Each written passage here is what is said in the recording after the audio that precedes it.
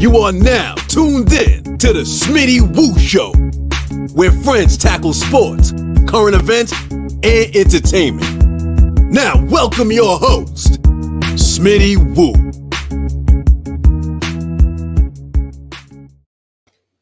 Yo, what up? We back for another episode of the Smitty Woo Show. I think this is episode 11.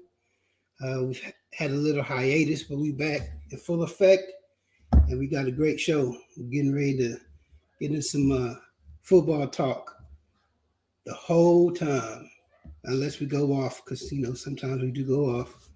But that's what we're going to do, man. So we're not going to waste any more of your time. If you're watching live, go ahead and comment in the comment section, and, you know, we'll post your comments and even react to them. So we'll have this be real interactive. First guest I'm going to bring in is a regular from the mean streets of South Bend, lives 6 blocks away from Touchdown Jesus, representing Baton Rouge by the way of South Bend, by the way of everything else. Julian, what up? You forgot to say by way of California. By the way of California. I'm claiming LA. Yeah, LA. Yeah, LA do now. I got you. LA do now, man. What up, everybody? Welcome back. I'd like to thank Marshall for inviting me back. Thank you. I appreciate it. You're a real one. I hate it. I'm loyal. Chris Brown. Excuse my background. Yeah, it's the only place I could find that was quiet. Yeah, well, I see. I'm trapped in the closet. Yeah, that's terrible. Don't ever do that again. Listen, we're trying to keep viewers. We're not trying to lose them that early. Normally, you know, you'll come on here and do some Biggie lyrics, but I see you're not in a Biggie mood today, and you're on the phone. So we'll bring our next guest while Julian's handling business. So next we'll bring in another regular guest representing the Shy, currently in Atlanta, representing the Three Kings podcast. Y'all know him.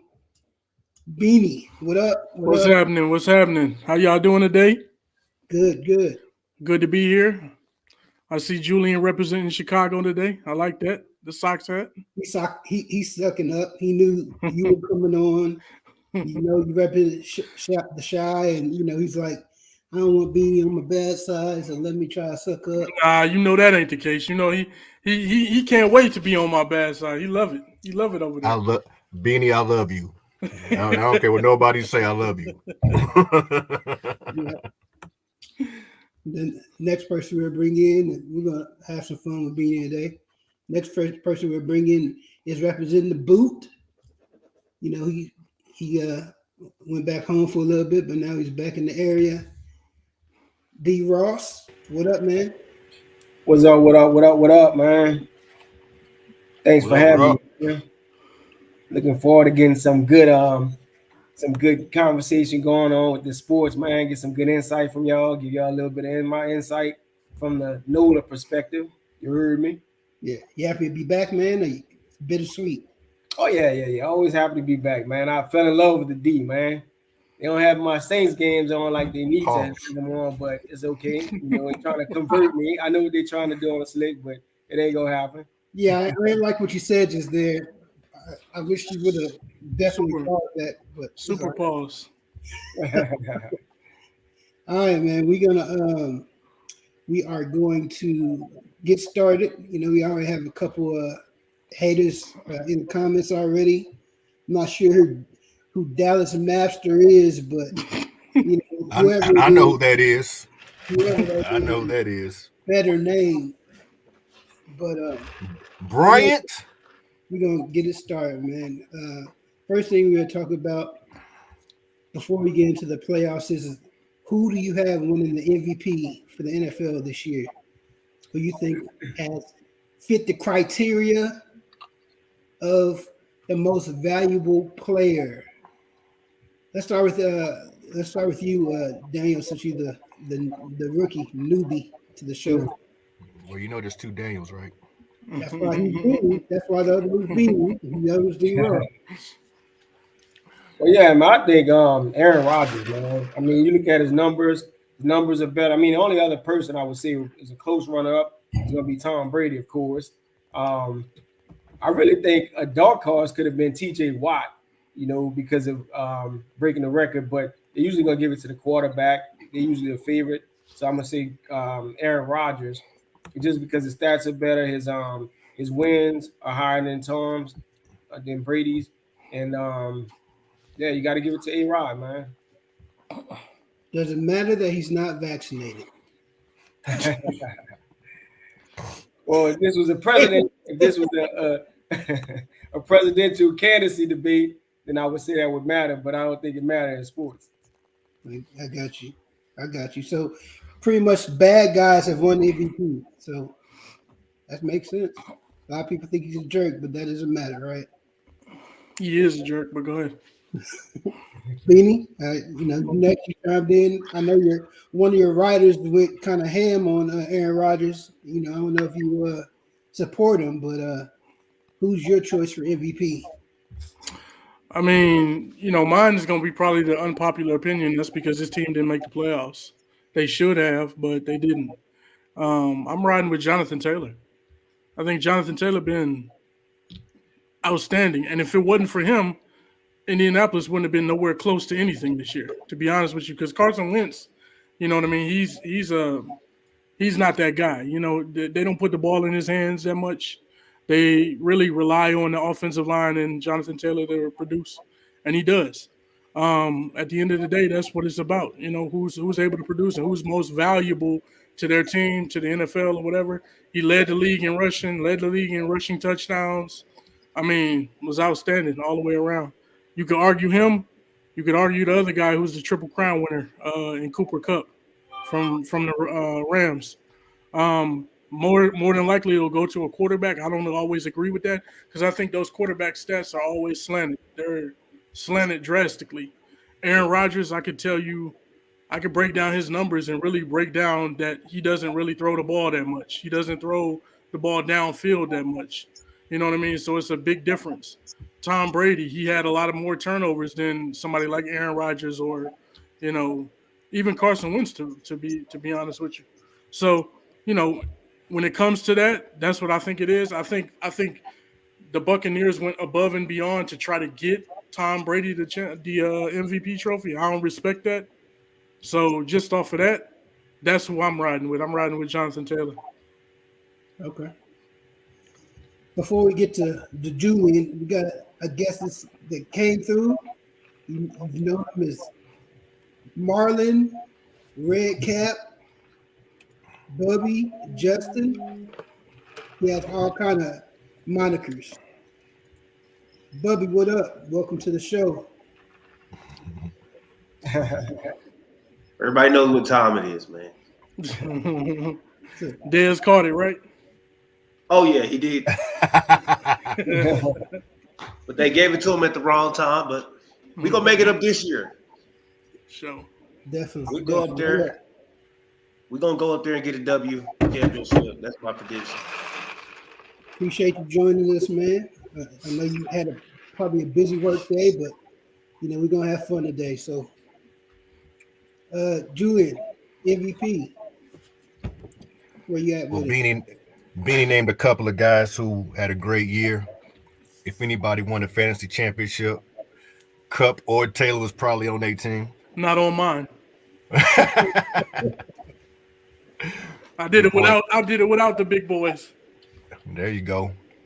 But the MVP is going to go to someone that's on one of the best teams in the league.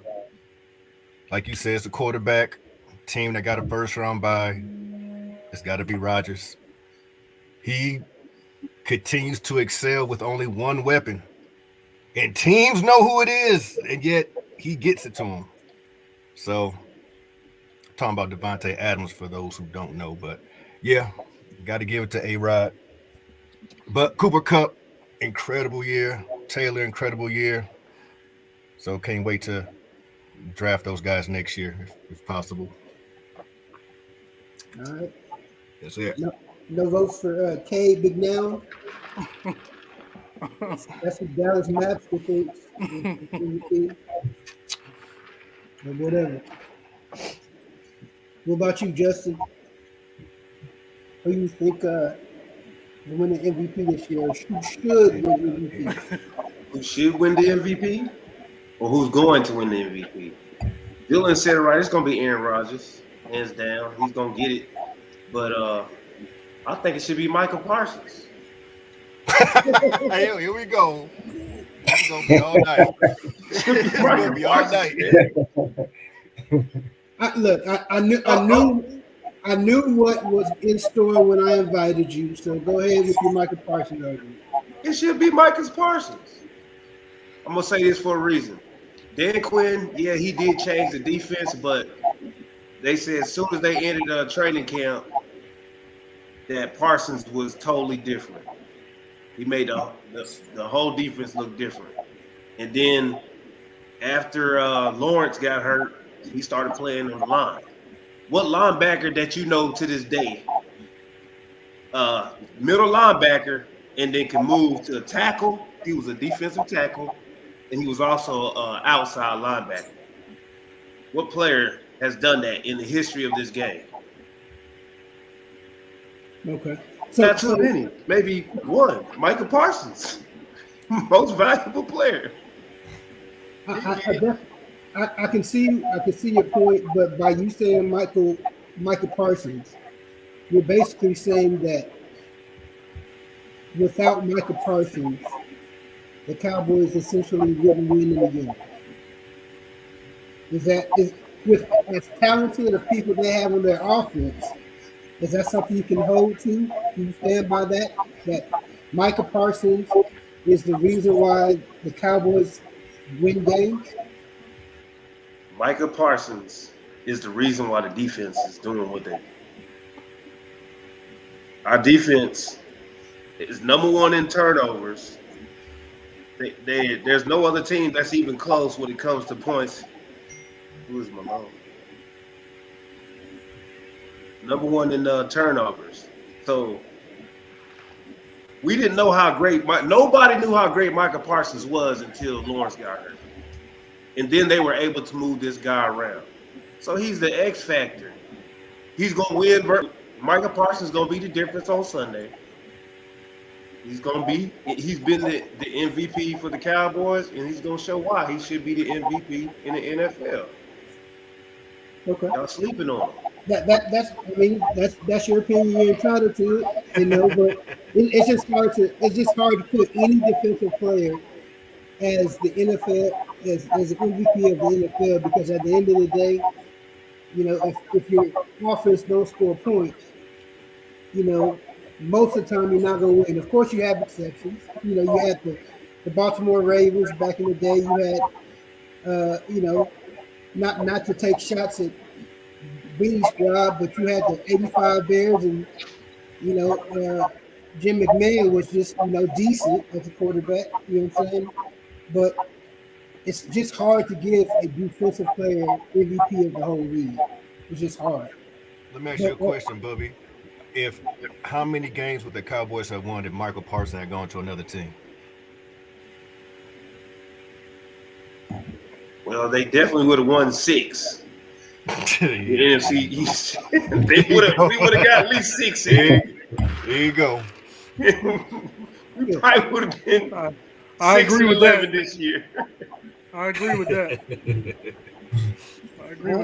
I got you. So your pick is Michael Parsons. I respect it. I'm gonna sound like a broken record, but Aaron Rodgers has always been my guy. Pause. And he's it's just hard to see what he's doing, and the stats he puts up and what he has to work with. Obviously, his talent is better now than maybe in a few years past, a little bit, because he has a running game.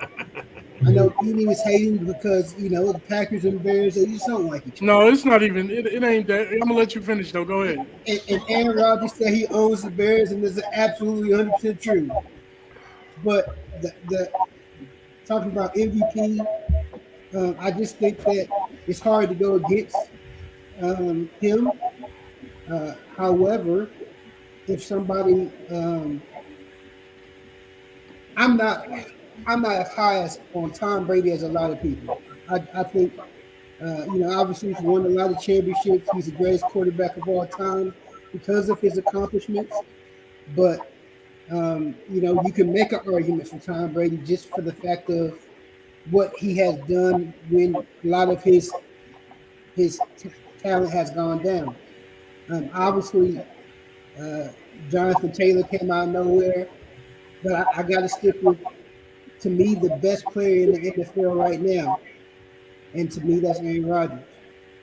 He's the best player on the best team by record in the league. I So kind of want to debate you on that, but I'm not going to. I don't know if he's the best player in the NFL.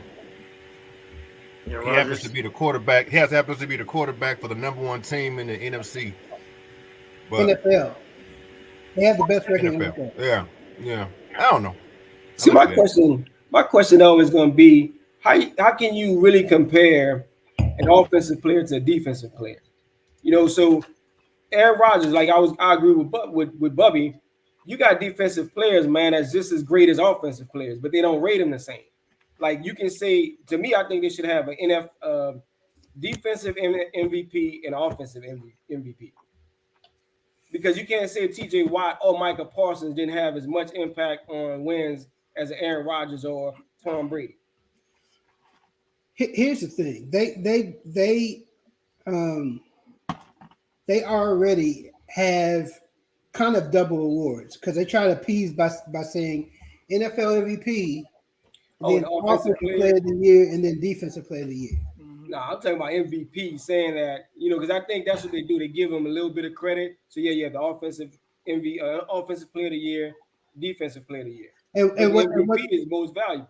and what's weird is a lot of times the Offensive Player of the Year is not the MVP, which is weird that you can be the MVP of the league, but not the best Offensive Player of the Year or Defensive Player of the Year. I Right. think they use that opportunity to say for MVP, most likely it's going to be a quarterback. That should be our quarterback award, and then the offensive player of the year. A lot of times that's when they give the skill players, the nod. But they kind of separate that way. You're right. You can't really compare what an offensive player does and a defensive player does because they control two different things. It's hard to compare them. But just by way of the definition of the award as being the most valuable player to their team. We've seen Jordan Love play, which contributed to one of their losses. Don't do that. I'm just saying. Don't do that. Jordan Love is basically a rookie. Don't do that. He Contributed. is. You can if you want to do that, then you could say Aaron Rodgers contributed to one of their losses, right? Of Because course. he was the one that got suspended, right? Well, So that's him. So yeah. he contributed to the loss of his team. So don't blame Jordan Love and not give. I didn't blame him. I say it was all on him. However, with him on the roster, with him starting, he was 0-1 this year. I mean, I'm just saying what what the record is. Well, if Rodgers didn't get suspended, they would have been, whatever. You wouldn't have to worry about that. At the end of the day, I agree with D and I agree with Bubby. You know what I'm saying? Like, at the end of the day, it's an impact game, right? So while I respect, and there's some major feedback there. While I respect what Bubby said about Micah Parsons, because he's thinking outside the box, he's thinking in terms of impact on the field. That's what an MVP is. MVP means most valuable player. So Yeah. whether it be a game, whether it be a season, whatever, how much of an impact did he have on his team, on his roster, on the wins, right? And at the end of the day, I don't think Aaron Rodgers stacks up that much because you could put a lot of different quarterbacks in that position and they would thrive. And people always say that he doesn't have people around him and stuff like that. He got two-headed monster at running back, right? And Aaron Jones and the big 260-pound dude or whatever he is running the ball, right, towards the end of the game and stuff like that. They leaned heavily upon that run game, to be honest with you. They get, I'm just going to be honest with you, they get handouts from the referees time and time again. You've seen it last week. You've seen it the week before. You've seen it against the Bears. You've seen it against the Lions. You've seen it against everybody, basically. And watch, it'll happen again in the playoffs. But don't it'll happen again in the playoffs. Don't all stud quarterbacks get bias and favoritism from the refs? Not like them. Not like that team does. That team gets it. Tom Brady and Aaron Rodgers, definitely. Yeah, they both do. They both do. So I respect it, and I agree that it's impact plays that should determine it. That's why I went with Jonathan Taylor. That's why I said I mentioned Cooper Kupp, because their impact on those teams were far bigger, way more tremendous than what Aaron Rodgers was on his team. He dumps the ball off, man. Look at how many chances he takes down the field. He don't even take them. And there's a reason why. It's a method to his madness, because he wants to pile up these numbers, these stats, right? And make himself look good, win an MVP, and then he can go back and kind of jerk Green Bay around like he did last summer. It's the same old thing. It's what he does. So you're saying he's a dump-off quarterback? Look at the numbers, bro. Yeah, he's a dumper. He doesn't take chances down the field like most quarterbacks do. You look at his average yards throwing the ball down the field, it's way less than everybody else's. I think he's like in that 20 range compared to everybody else. Justin Fields throws the ball down the field further than him. More he takes more chances down the field than Aaron Rodgers. Now you tell me, why is that the case when you got Devontae Adams? And Devontae can get downfield. It's not like he's slow. As far as stats, I'm not looking at stats. I don't have the stats in front of me. Obviously, you looked at them, but me watching. I did my homework. You gave me the topic. I did my homework. But what I see is Aaron Rodgers throwing the ball down the field. Absolutely, I do see that. But obviously, I don't see every minute of every game. So right, I feel you. It's everybody has their own feelings about what they see. A lot of people think Tom Brady is God's gift to quarterbacking. I don't. You know what I'm saying? So everybody can have their own feelings, but next topic, man. Next topic. I was getting ready to get there, but now Sadi. Now we can talk about Micah Parsons, because we're going to talk about the AFC and NFC Rookies of the Year. Red Cap, here's your cue. Go ahead and pull on your Micah Parsons jersey. It's not Micah Parsons. I'm working on getting his. But we all know who's going to be the Rookie of the Years. Jamar Chase. Not even close. Who's battling with him in the AFC? On offense, you got Jalen Waddle. Waddle is good. Oh, you had Patriots quarterback. He was Mac Jones. He was actually leading for a while until the second half of the season. I think the beginning of the season it was Jamar Chase, and then towards the end of the season it was Jamar Chase. But in the middle of the season you had the Patriots quarterback. But the NFC, obviously, from week 2, week 3, it's been Micah Parsons all the way through. I think we can all agree, so we can skip this part. NFC Defensive Rookie of the Year, Micah Parsons. Does anybody have anything else? I totally disagree. Yeah, right. So we can skip that section, Micah Parsons. What about the NFC Offensive Rookie of the Year?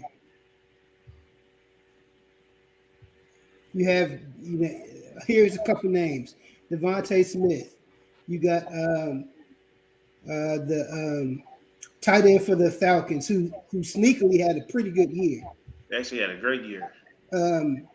You got who else you got in the NFC offensive guys? Obviously, none of the quarterbacks. Amon-Ra St. Brown from Detroit. He was all right. Yes. Devontae Smith. Who else? That's about it. Yeah. So it does. Who does? This. Who does? Y'all have? Who do y'all have for that? As far as let's go with you, Daniel. NFC Kyle rookie? Pitts. NFC offense. Oh, NFC offensive player. No, rookie, offensive rookie. Yeah. Offensive rookie. Man. I'd have to say what's his name? Tight end from Atlanta. Kyle Pitts. Kyle Yeah, Pitts. Kyle Pitts. Kyle Pitts, yeah. Yeah. Yeah. Bubby, you got him too. Kyle Pitts, yeah. Julian.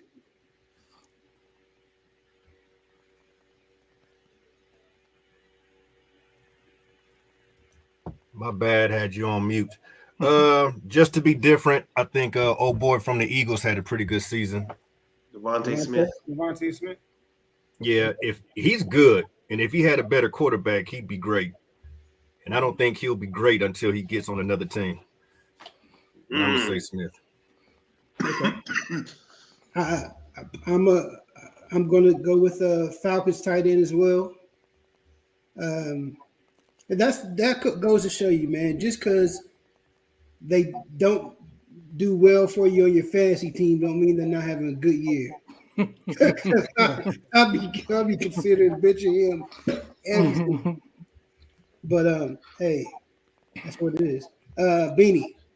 I mean, it's a toss up. You know what I mean? I think Kyle Pitts was good, but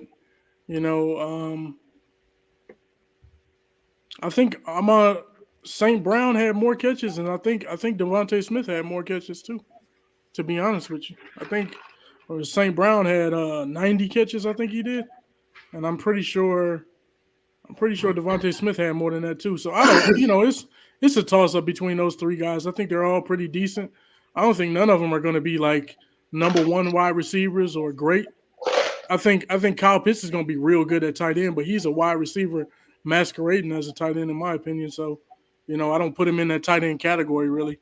But, I think it's a toss up between those three. I don't even, I pay attention to one offensive rookie of the year, and to me it was one standout, and that was Jamar Chase. Yeah. I like St. Brown. I like he does a lot of things for the Lions, and he helped me win my first fantasy football championship in Matthias League. So you know what I'm saying, I have to give him 2 thumbs up because without him, I probably still ringless. It's crazy how you got Joe Burrow, Jefferson, and Jamar Chase on the same team. I think Patrick Queen was on that team. A couple other defensive linemen and linebackers was on that. Same LSU. They were saying it's like LSU was one of the greatest teams of all time, but then when you start seeing the boys as pros, you're like, yeah, they definitely top 5, top 10. You could argue that they in the top 5. Talent wise, it was tough. Talent wise, and they beat everybody that whole year. They whooped everybody. It was not even a close game. Mm-hmm. Yeah. All right. Well, let's get to the reason why we're here. The playoffs start tomorrow. No, that's the reason why we're here. You're not gonna do the offensive or defensive player of the years? Well, we did. We did Michael Parsons. I thought that was rookies. That was rookies, yeah. Mm-hmm. Yeah, Talking about offensive player of the year for like. No, we weren't doing that. We weren't doing offensive players of the year. No, we're not doing that. It doesn't make sense. How are we gonna do all the other awards but leave that one out? Because we gonna say Cooper Cup. We do offensive or defensive player of the year. I know. I'm asking why. Okay. Go ahead, Julian. Give me your offensive and defensive player of the year. Defensive player of the year is Mr. Watt. I mean, why? Sacks. Okay. Sacks. Yeah. Sacks. Yeah. Offensive. between Cooper Kupp and Taylor. Flip a coin. Okay. I'd take Cooper Kupp. I'd take Cooper Kupp because he was like only 40 yards, 30 yards away from breaking the record. Incredible season. So I go Kupp. So Kupp and what? Offensive and defensive player of the years. Beanie, who you got real quick? I mean, you gotta go TJ Watt. What he tied Michael Strahan's record, right? So you gotta go him. I just wanna he played 16. He played 16. Yeah, he missed a game. So, whatever. I'd also just like to make mention. My Bears constantly get thrown under the bus. And I'm gonna just mention the name.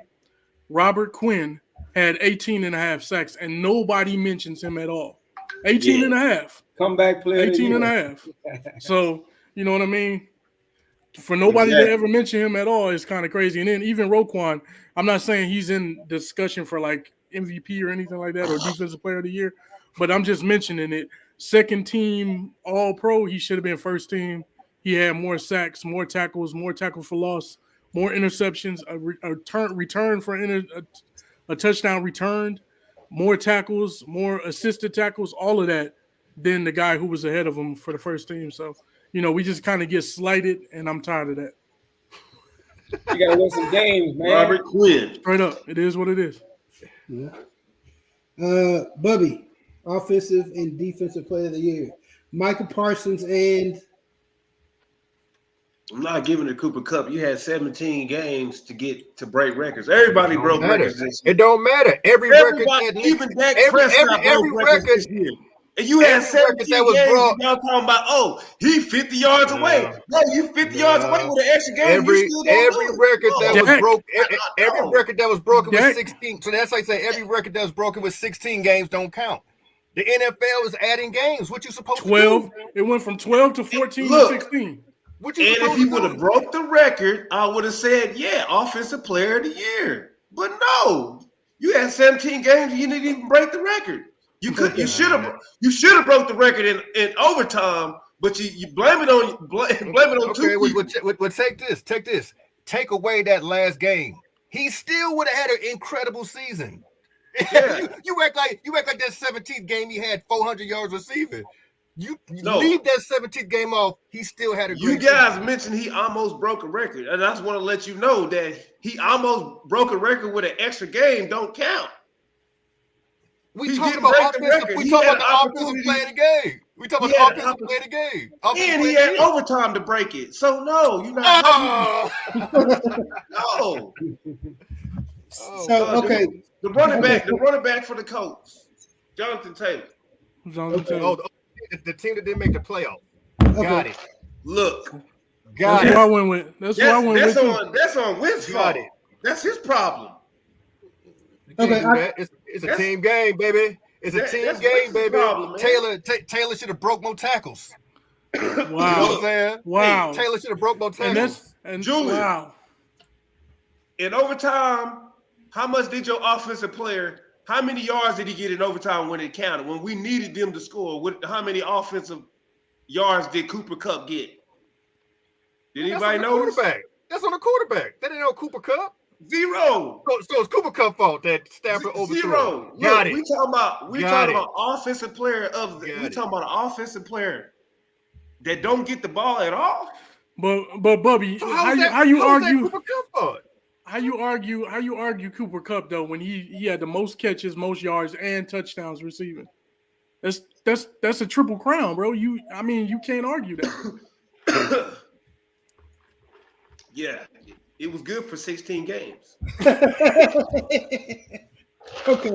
That last game in overtime, man, just wasn't. No, I'm gonna give it to that running back, man, because for one.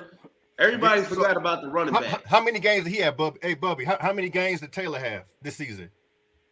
How many games did Taylor had? Yeah. He played every game. Oh, okay. So 17? Yeah. He did. We're not talking about records. Okay. We're not talking about records with this guy. We're not talking about records. We're talking about he is a scary running back for the future. Yeah. Ain't nobody scared of Cooper Kupp. Ain't nobody like, say, man, who you covering? I don't want to cover Cooper Kupp this week. Oh, okay. I don't know, man. Yeah. You don't think so? Hey. Next segment. I don't know. No, Julian, you did this. You Hey. argued for all people playing. Yeah, He's not a Cooper I'm Kupp. not going Cooper to argue Kupp. this. He's a slot. He's a slot guy.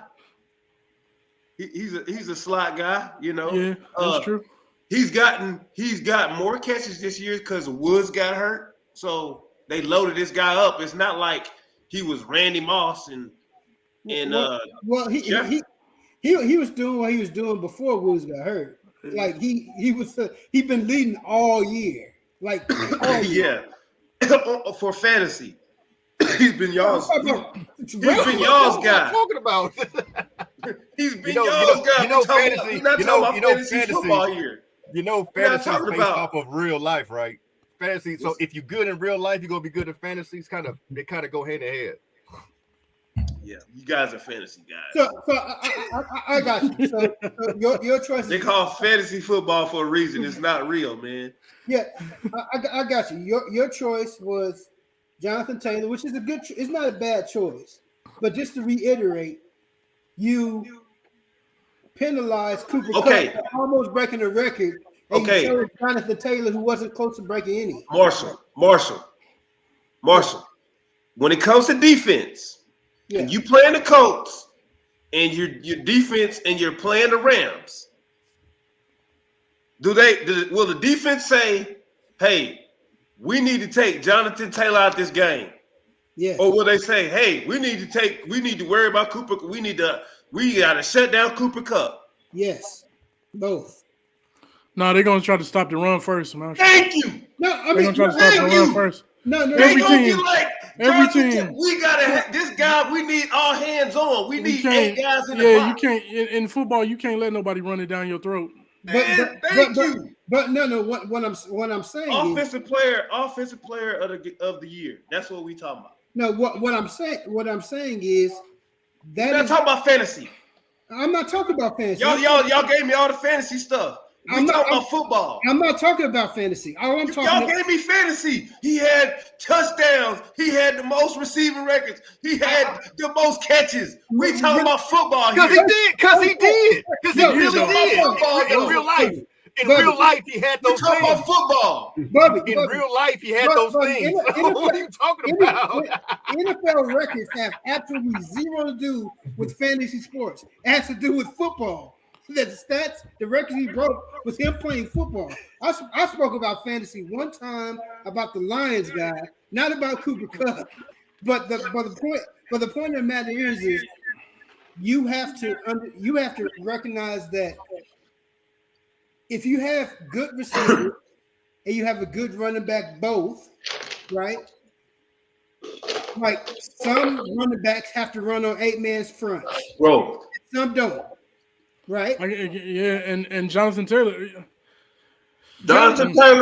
He run against 8 man fronts. They ain't scared of Carson Sanders. Way more valuable than Cooper Kupp, bro. Okay.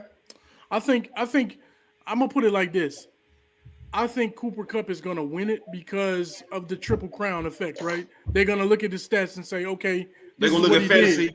This is what he did. This is what he did, right? And they're gonna say, we're gonna give it to him because of that. To me personally, and I mentioned this before, I think it's more impressive what Jonathan Taylor was able to do because he's doing that with less people around him. Matt Stafford, if you know Matt Stafford, he force feeds his number one receiver the ball. Look at Calvin Johnson. Every single year, he force feeds him the ball. He force feeds Cooper Kupp the ball. He got a rapport with him. He's comfortable with him. He's going to force feed him the ball. He's going to get a lot of catches. Going forward, he's going to get a lot of catches. It is what it is. It don't matter if he's covered or not. He's going to throw him the ball because he's comfortable with him. Now, he's still got to make the plays, so I respect it. But I think it's more impressive what Jonathan Taylor did because he did it against, like you said, 8 man fronts. Ain't nobody afraid of Carson Wentz. You know what I'm saying? Did you see the Cardinals game? You see the Cardinals and Colts, that game? 8 men up there. 9 cats ran up there. The Patriots, we need to stop. 4th quarter. You know the coach is running the ball and he busts a 50-yarder. And you just focuses on one player. You focus on one player. You don't care about the receivers. But you also not ignoring the fact that the Colts have the best offensive line in football. Yeah. So you got a great. Them in Cleveland, it's a toss-up. Look. Okay, you're right. So you got a great offensive line and a great running back. So you can have 8-9 guys in the box. The cat gonna still be successful. I'm not trying to take. I ain't trying to take nothing away from Taylor because he cold. But you like just disregard Cooper Kupp like he just Wes Welker. All I'm saying is, there's two players on offense that should get way more recognition than him. That's way more valuable. Think about it. Does if the Rams, Cooper Kupp gets hurt, does the Rams make the playoffs? Yeah, probably not. Yeah, I think they do. Debo Sanders. Niners make the playoffs? No. We're talking about offense. We're talking about the best player in offense, bro. But see, you go right back to fantasy. That example don't fly. No. Has nothing to do with fantasy. He had the triple threat. No. But here's the thing, though, Bubby. You said, would the Rams have made the playoffs without Cooper Kupp? You said no. The Colts did not make the playoffs with Jonathan Taylor. So what are you talking about? That's factual. They did not make the playoffs. So yes, he was unstoppable, but his unstoppableness still did not get them in the playoffs. Right. That's what we talking about. That's true. But Debo made the playoffs. He's still better than Kupp. So you gonna change it? Are you gonna change your pick to Debo? Or you gonna pick No, because Jonathan Taylor's gonna be the future. He's bringing running backs into the game. There's two running backs in the league right now. That's scary. Him and Henry. And he's gonna be straight. But we talking about the coach here. We also gotta understand this is Wentz. I mean, if Wentz had the Rams team, they not making the playoffs. We talking about Wentz here. Come on now. Here's the thing. Wentz didn't have a terrible year. I know everybody's crapping on him. What? But he had 27 touchdowns, 8 interceptions? Maybe I'm guessing, but he didn't have a bad year. You act like he was out here like Jared Goff. Wentz actually did not have a bad year at all. But he was protected, bro. He was protected in that offense. 3,500 yards passing, 27 touchdowns, 7 interceptions. Okay, and I'm gonna tell you that's not bad, but check it out though. I could say the same thing about Mitch Trubisky. In 2018, he had pretty much the same stats. Yeah. I mean, he is what he is, bro. Carson Wentz ain't. I mean, it's not bad, but it ain't good enough to instill fear, bro. And this is the NFL now, where the rules are bent and they're skewed to help passing offense. If you can't throw for 3,500 yards, the passing off. You're terrible. You don't deserve to be in the NFL right now. If you can't throw for 3,000 yards in the season, you don't even deserve to be in the NFL. Just being real. That's because the rules. Real quick, D. Ross, your offensive and defensive player of the year. Man, you know what I was thinking about what Bubby said, and I ain't gonna lie, I had Debo Samuel. And I was thinking about Debo, and I was also thinking about Cooper Kupp. I wouldn't put Debo over Cooper, but I'm gonna say I think Debo was more valuable to his team than Cooper Kupp was to the Rams. Because I think the Rams still had offensive players. You still had Robert Woods. They brought in Odell later. Only thing about the Rams, though, they didn't have a running back. They went through multiple running backs. So Cooper Kupp probably faced, and I didn't look up the stats to see, but I know he probably faced more double teams than the average wide receiver. He was just wide open all game long. Because I know Stafford was blitzed. He was the 6th highest blitz quarterback in the league. So Stafford was throwing the ball to Cooper under pressure. It wasn't like Cooper just running wide open and Stafford got all day to throw him the ball. So yeah, but I think that when you look at it, Cooper Kupp had a linebacker on him last game. But even look, Kupp been consistent for 3 years. It ain't like teams. You'll never see Amari Cooper. You'll never see a linebacker on Amari Cooper. Cup had 1,000 more yards than he had last season, bro. But he also had 90 catches last season. He had linebackers on him. 2 years ago, having 92 catches. When you in the slot, linebackers chasing this guy. I ain't discrediting. This is the you sound crazy, dude. Every NFL team is dang near running a nickel. Yeah, man, yeah, come on, man. You sounding crazy, man. No. The difference is this though. I'm not saying he has linebackers playing him. Sometimes you can catch a linebacker on him in the slot. Of course. But when you're in the slot, they move him around to find a weakness in the defense. Yeah, but when you're in the slot, you'll never see Devontae Adams being chased by a linebacker. Yeah, you do. No, you won't. I've seen it. My team does it. My team does it. I've seen it. I've seen Roquan Smith. You might see him get bumped. Scrimmage. You got to send me that. Yeah, he may bump her, but it's gonna be a safety on top of him. Trust me, man. Devontae goes into the slot. Ain't gonna be like, hey, I got a linebacker and I'm going deep. Never. No, trust me, Devontae go in the slot sometime too. Now Cooper Kupp does it way more. Cooper Kupp stays in the slot about 70% of the time. Now when you're in the slot, if that was happening, we gonna have that boy go in motion. We gonna put him in the slot every play. Trust me, man. I'm telling you. But that's you go in the slot, bro. You go in the slot. But it's definitely all about formations because Deebo Samuels lines up everywhere. You know, that's slot running back. People he lines up everywhere, and they look for the mismatch. That's what you do. When you have Cooper, when you put Cooper Kupp in the slot, you set up a mismatch. That's just what it is. Yeah. Like not to put the football team in the mix, but when they move Terry McLaurin to the slot, it's to cause mismatches. I mean, that's what you're supposed to do. So in that situation, if you see a mismatch, if you put Cooper Kupp in the slot, you want to take advantage of it. But the difference is what Bubby's saying. The difference between the two players is Deebo. You could play Deebo outside all the time, and it's still a mismatch. If you put Cooper Kupp outside 70% of the time and put him in the slot 30% of the time, his numbers will dive dramatically because he doesn't have the skill set to get open on the outside like he does in the middle. I agree because Cooper Kupp is a slot receiver. He's predominantly slot receiver. Yeah, he's a great route runner. Yeah, he's a great route runner. But the thing half the time linebackers wins though. It wasn't like he just had a lot of volume of receptions and it was still losing. It translated to wins. That's true. I give you that. So Bubby, just if Cooper Kupp is going to dominate like Devontae Adams, which they in a whole different league, you'll see defense. I don't care if they in a nickel. You're gonna see defense is always going to be a safety on top. If a linebacker's on, there's going to be a safety right behind him, or they're gonna go in the man. And it's gonna be they gonna have a corner. It's going just like Jalen Ramsey. He gonna mirror this guy the whole time. We haven't seen that with Cooper Kupp yet. We haven't seen this guy being mirrored. In other words, that's my point of being the best player in offense. Until then, I respect him because he has all the stats. He has the fantasy. But there's other players that deserve this award more than this guy. We're not gonna give this dude the award because he's gotten so much. Because, like you said, Matt Stafford gonna throw you the rock. It'll be the first time he didn't get the award when you get the Triple Crown, though.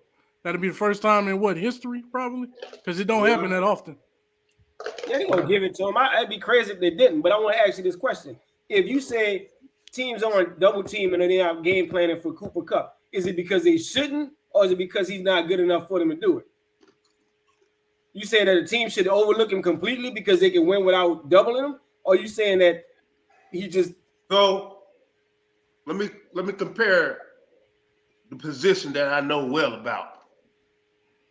When you got a slot, he's not as big as a deep outside threat. Amari Cooper is an outside receiver because he's gonna have the safety on top. He's gonna have the best quarterback covering him. If Amari goes in the slot, he's still gonna have a safety over the top. He's still gonna have a quarterback mirroring him. We haven't seen that with Cooper Kupp yet. I think that's just different skill sets because Cooper running what 4 or 5? You talking about Murray probably He's in a the slot. He's a slot, and the bombs that you will see Cooper. I don't even have we seen bombs with this guy? They throwing bombs in this dude. Yeah. Every now and then.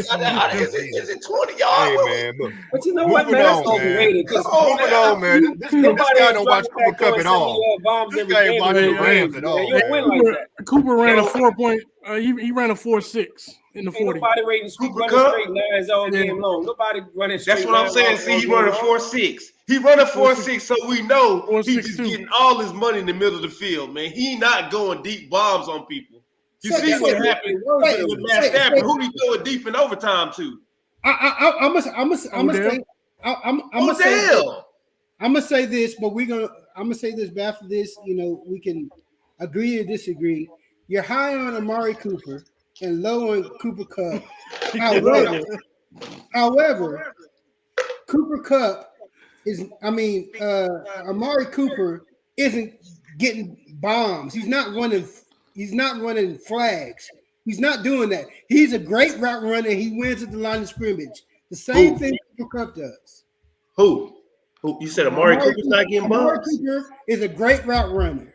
He's not catching bombs. They don't throw to Amari Cooper. They throw to Michael Gallup when they're trying to throw bombs. Do you know why? Because Michael Gallup is one-on-one. Cooper he has a safety over. Come on, man. Look. We've all played on the same team. I was on the other side of Jordan. It was always one-on-one. I never got doubled. When they threw me the ball, it was an easy catch. But Jordan on the other side is getting double team, triple team. Bro, buddy, you've never had a year like Cooper Cup. Let's move on. You're not Cooper Cup. Cooper Cup is just he's not that guy. Okay. Not that guy. That's fine. Triple, quadruple threat. I don't care. He's not that guy. He's an elderman. I got you. All right.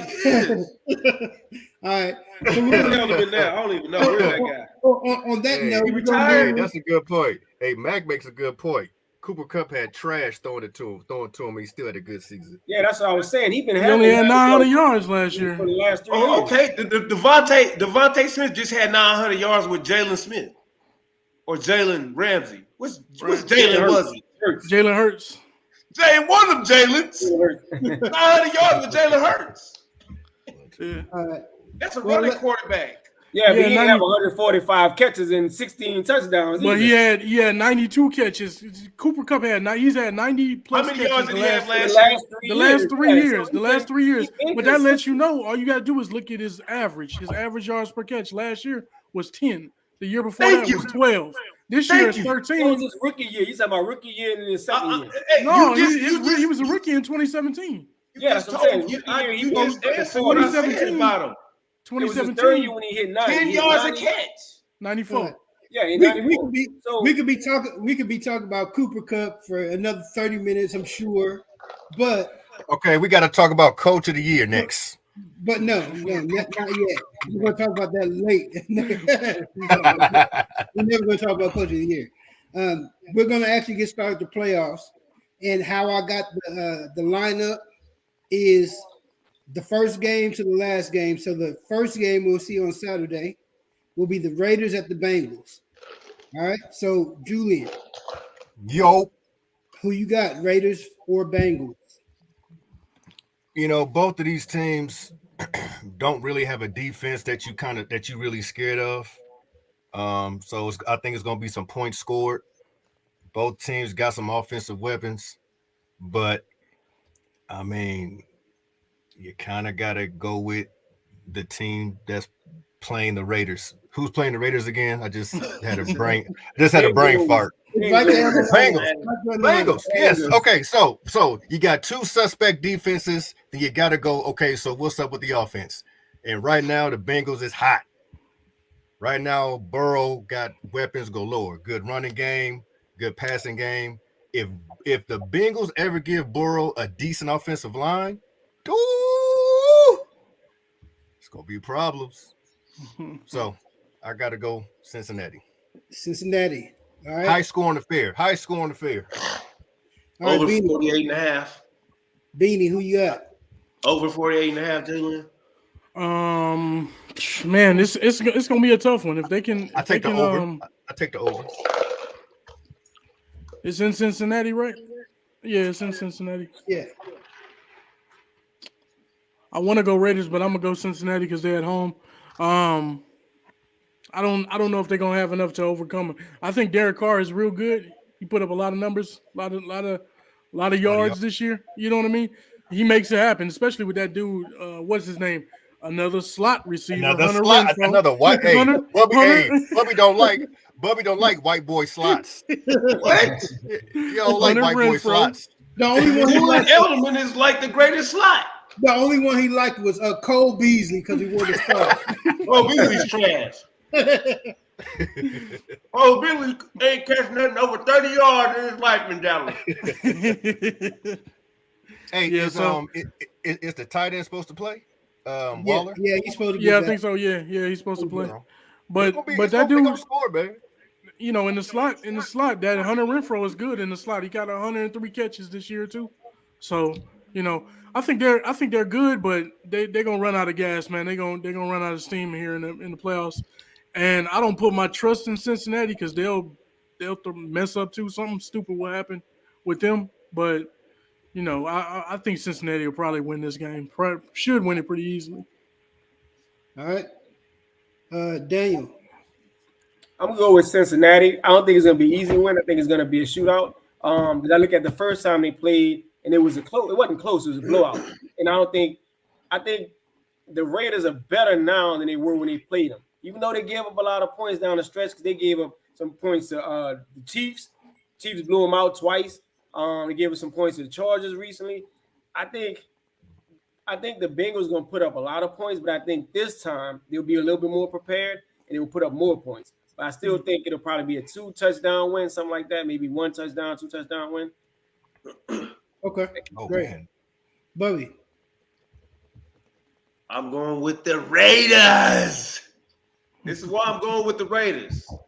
Just like I said they was going to win last week. They playing inspiring football right now. They're playing for Mr. John Madden. And they going to go out there and they go boom, boom, boom. How did that feel? They go upset Cincinnati, bro. Watch what I tell you. Hey, now they just played a great quarterback in Herbert. They got his nemesis playing this week. Oh, they won in the final second of overtime, man. Come on, dog. they didn't look that impressive. And they was actually playing for the tie, too. The point is they've already played a real accurate quarterback. Now, Cincinnati, I've been watching them. They beat Kansas City. They playing one high safety. Cincinnati's killing everybody one high safety.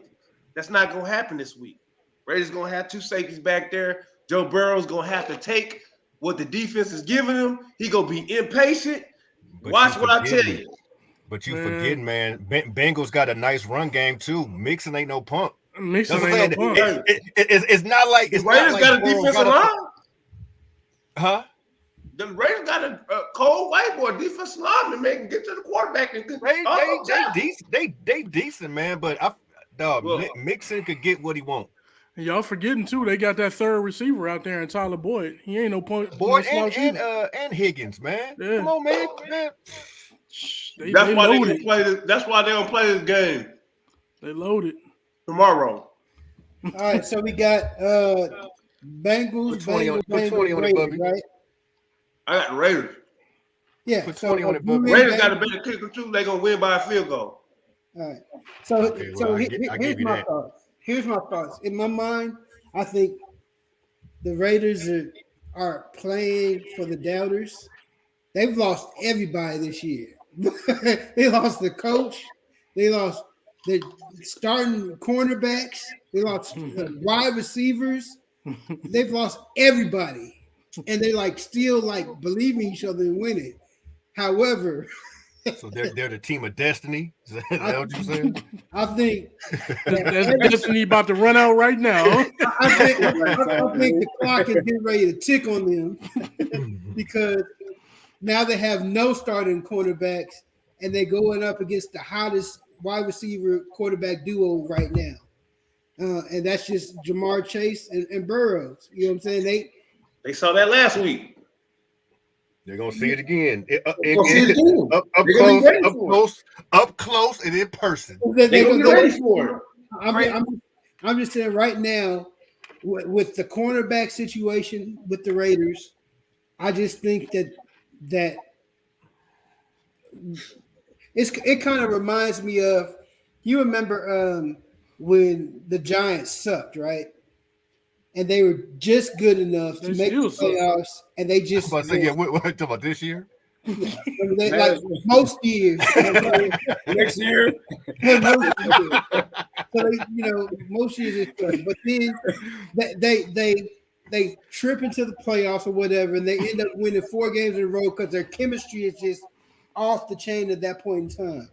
Right now, the Bengals are just rolling right now, and I'm not saying that they're going to win they win the Super Bowl, but what I'm saying is right now, with the talent that you see, and don't forget, they still got, Mixon in the backfield that, has had sneaky good years as well. You know what I'm saying?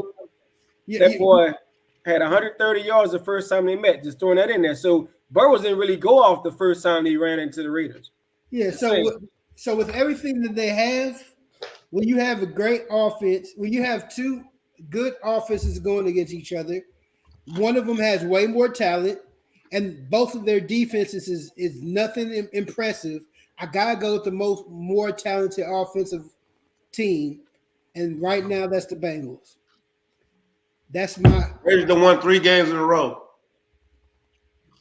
They have. They better enjoy them 3 games too. I mean, they talk about the high team. Won't be for. Watch out for the high The Chargers gave them that game. 2.5. The Chargers gave that game away.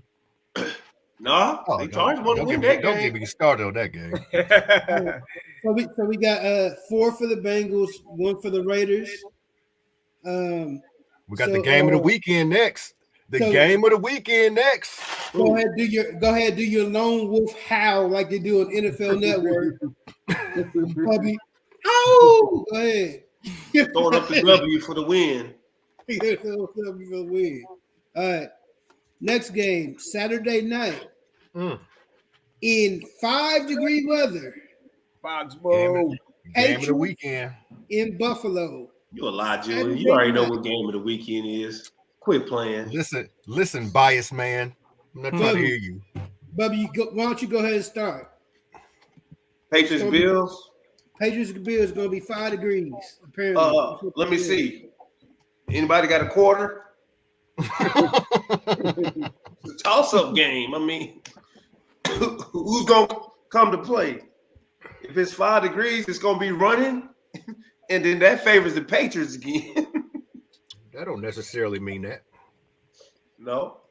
I mean, if it goes down to 5 degrees, and if it's real windy, it's wind is one thing. Cold is just cold.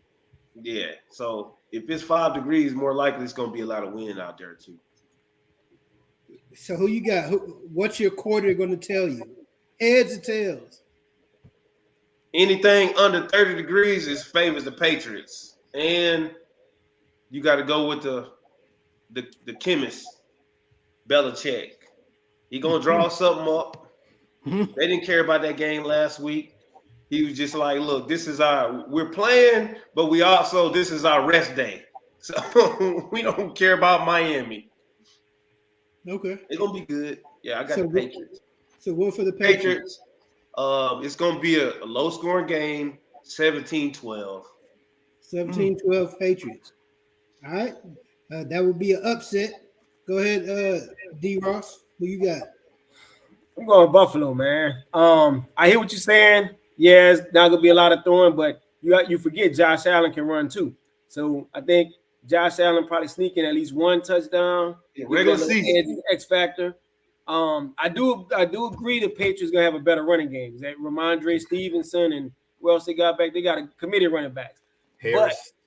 But I believe Buffalo has a better defense, and I think they'll give New England and Mac Jones a lot more problems to score than Patriots would give Josh Allen and Devin Singletary. I mean, Singletary been playing a little bit better lately. He's been having a little bit of an upswing to his game. So, yeah, I'm gonna go with Buffalo, man. I'm going Buffalo and the defense that Buffalo have and Josh Allen with his legs.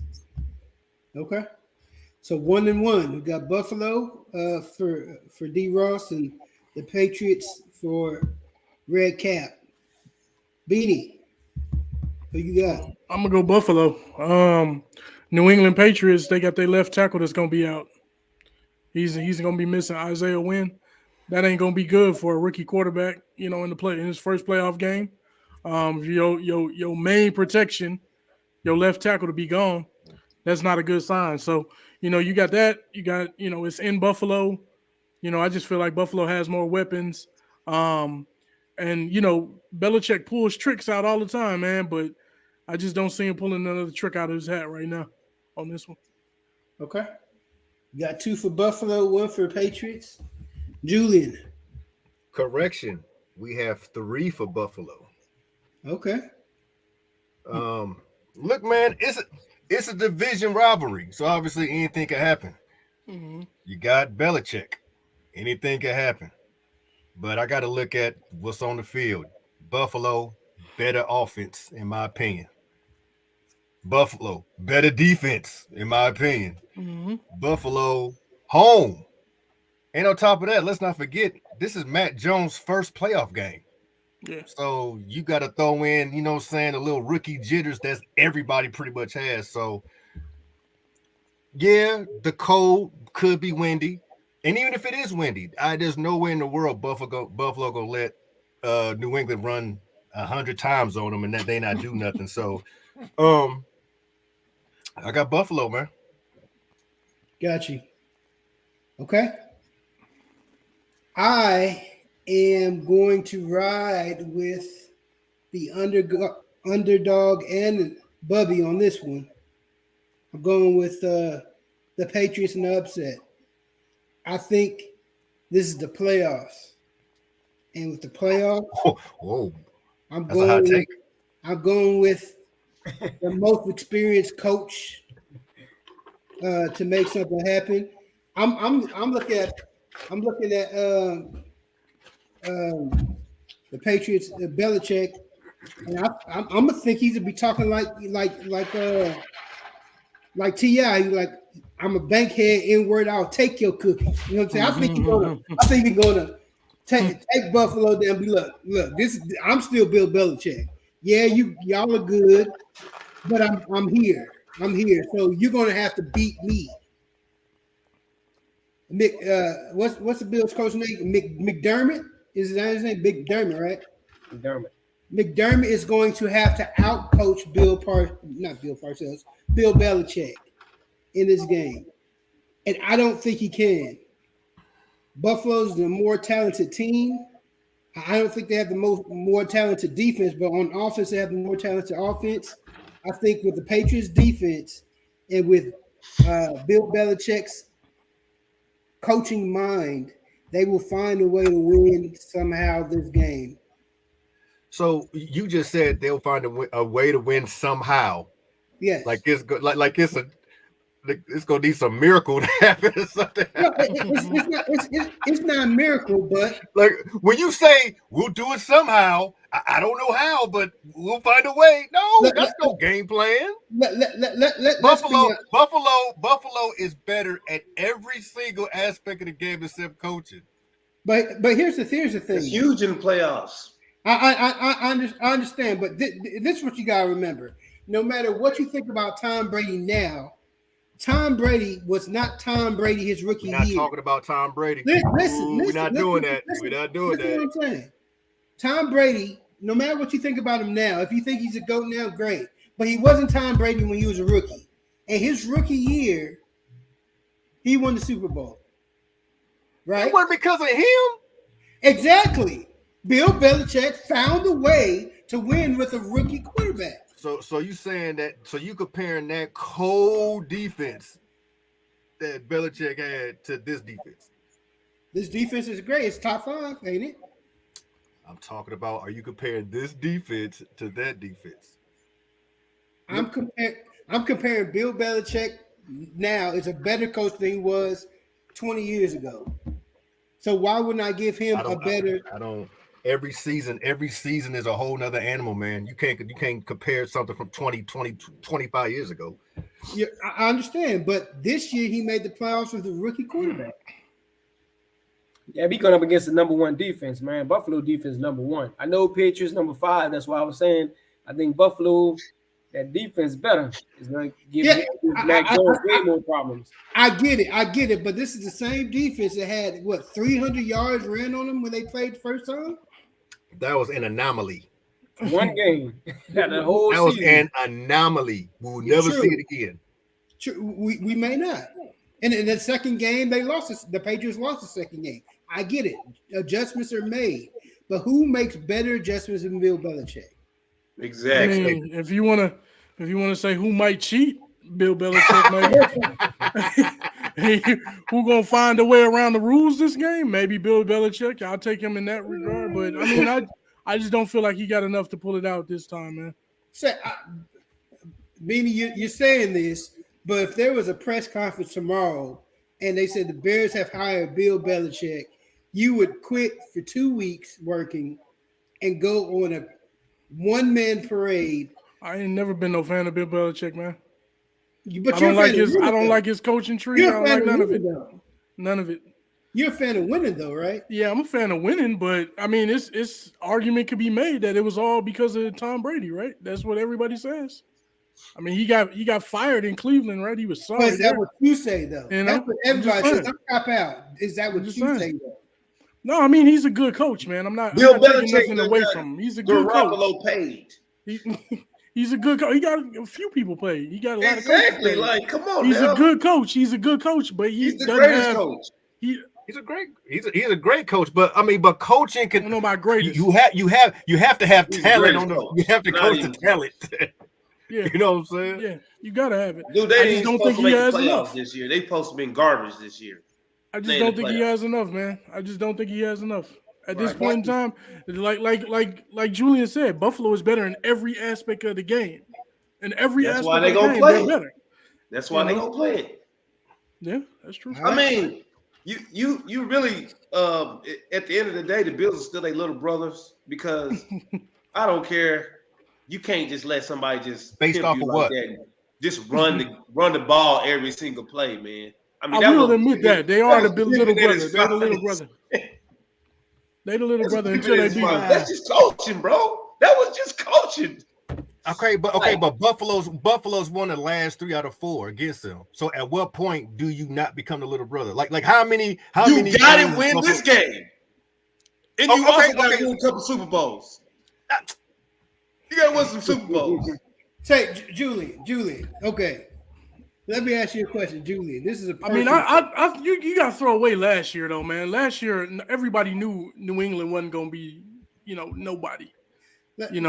Yeah, Cam Newton. They was devoid of talent, bro. Like seriously. Yeah. You know what I'm saying? They had Superman. What are you talking about? Julian, this question's for you. Okay. Oh God. You have 2 little brothers, right? And all of you have a joy of writing lyrics down and on beat, right? Rapping, right? And one would say that one of your brothers is a greater rapper than you. But if you and him was on the same track, would you let him out-rap you? Try my best not to. Why? But if I take an L, I mean, pride got to come into the fact. But at the same time, there's pride, but then there's also this common sense. Like, okay, this dude's like really nice, so I just don't want to get embarrassed. I might take an L, but I ain't gonna be embarrassed. I think the respect is there for both teams, but these playoff games always come down to 1 or 2 plays here and there, man. But the Bills got to play a part. Across the board, the Bills, they stack up. Better quarterback, better defense, everything, they stack up. But 1 or 2 plays in this game, and you have a outstanding coach like Bill Belichick can change it. So that's why I just like the Patriots. All But you know right. what? I think about this though. You're right. If it's 1 or 2 plays, I'm gonna go with the more experienced quarterback. I mean, Yeah. in the day, Josh Allen, you talking about a rookie quarterback. That's where my fear That's is. missing his Bill left Belichick- tackle too, and their left tackle was out this game too. Ooh, I ain't know that. Yeah. That can run the ball though. This cat gonna get sacked 5 times. All I know is Mac Jones is excited, and he was excited from the day he got drafted. That's why he ran up to the podium so quick. In my mind, he was just thinking, "Man, I'm about to be the next Tom Brady," because he knew who Bill Belichick was, and he was like, "Look, I'm about to get paid, and it's going to be amazing." And he's not even good enough talent wise, but he just knows who Bill Belichick is. You know what? I'm not even gonna say he's not good enough talent wise. He's just a rookie. Give him time. Tom Brady wasn't good enough as a rookie. Give him time. But next game. Next game, Sunday morning, we got the Eagles at Tampa Bay. Next game. We'll start with you. Don't forget that I'm gonna start. I'm the host.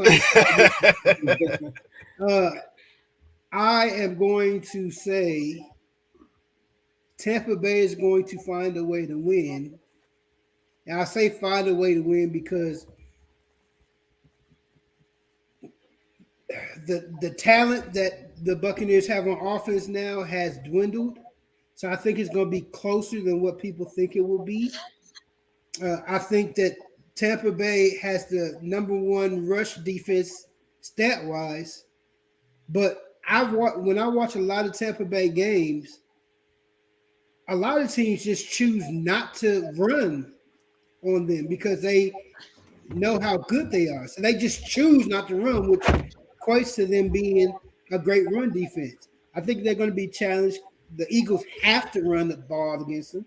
They don't have a choice because they're not going to win a shootout.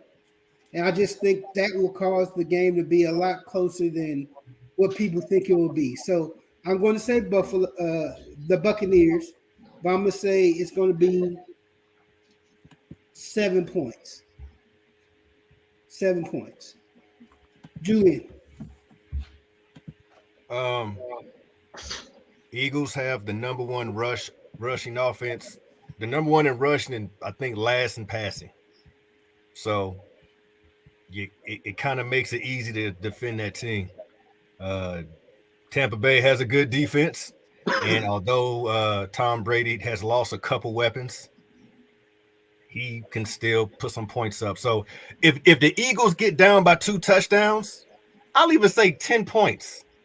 That means they'll have to throw the ball. And right now, Jalen Hurts can't throw the ball. I mean, he does have one stud, the rookie, but Hurts ain't proven as a passer yet. They got to run the ball. They got to try to keep it, you know what I'm saying, keep the ball away from Tom Brady. But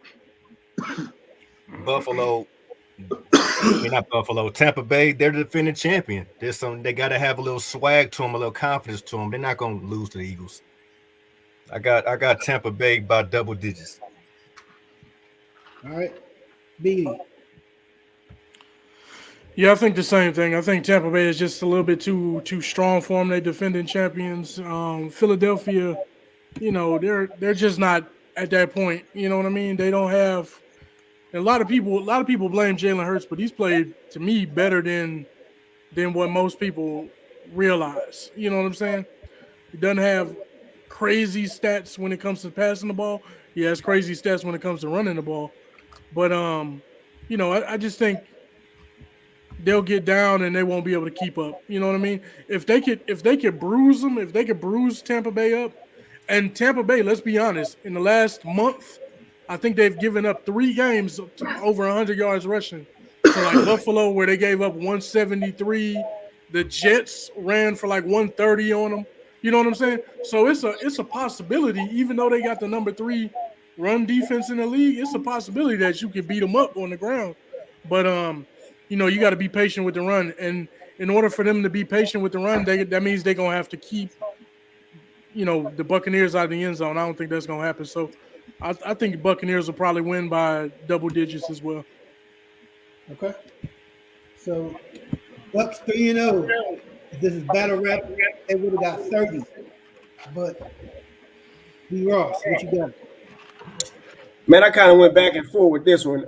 It's rare that favorite teams win across the board. Somebody's gonna get upset this week. Somebody's gonna get upset. I wanted to be the Bucks so bad. The Succaneers. It's gonna be the next game. But the only problem is, man, they got healthy on defense. Now, if this game was played last week, yeah, I think Eagles could get them. But you got Levante David coming back. They healthy in the secondary. I can't see Philly beating them in Tampa. I hate to say it, man. I gotta go with Tampa just because I think Philly don't have enough to beat them. But I would love to see it. Love to see it upset. I would too. All right. Cap, what you got? First of all, Tampa Bay has been playing like trash, for one. And then all this week, this wild card weekend, out of the last 31 games, 18 games been upset. So y'all haven't had an upset yet. And then you're going to upset the Cowboys. You're going to be wrong about that. So you're going to be like 0-4, 0-5 these first couple picks. Just like Daniel said, there's going to be some upsets.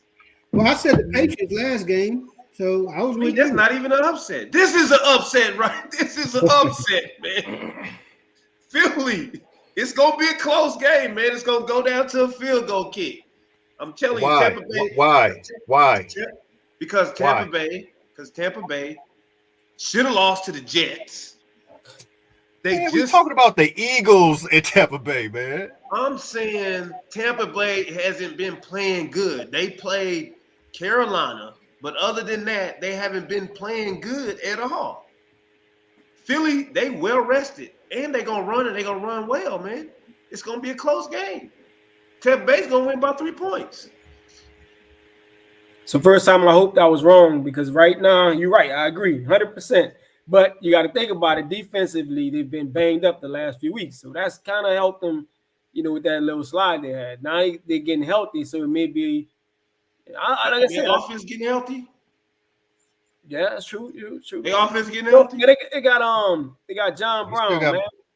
Hey, man, look, they still got, Mike Evans is still a bad boy last time I checked. Look, Fournette's still a bad boy.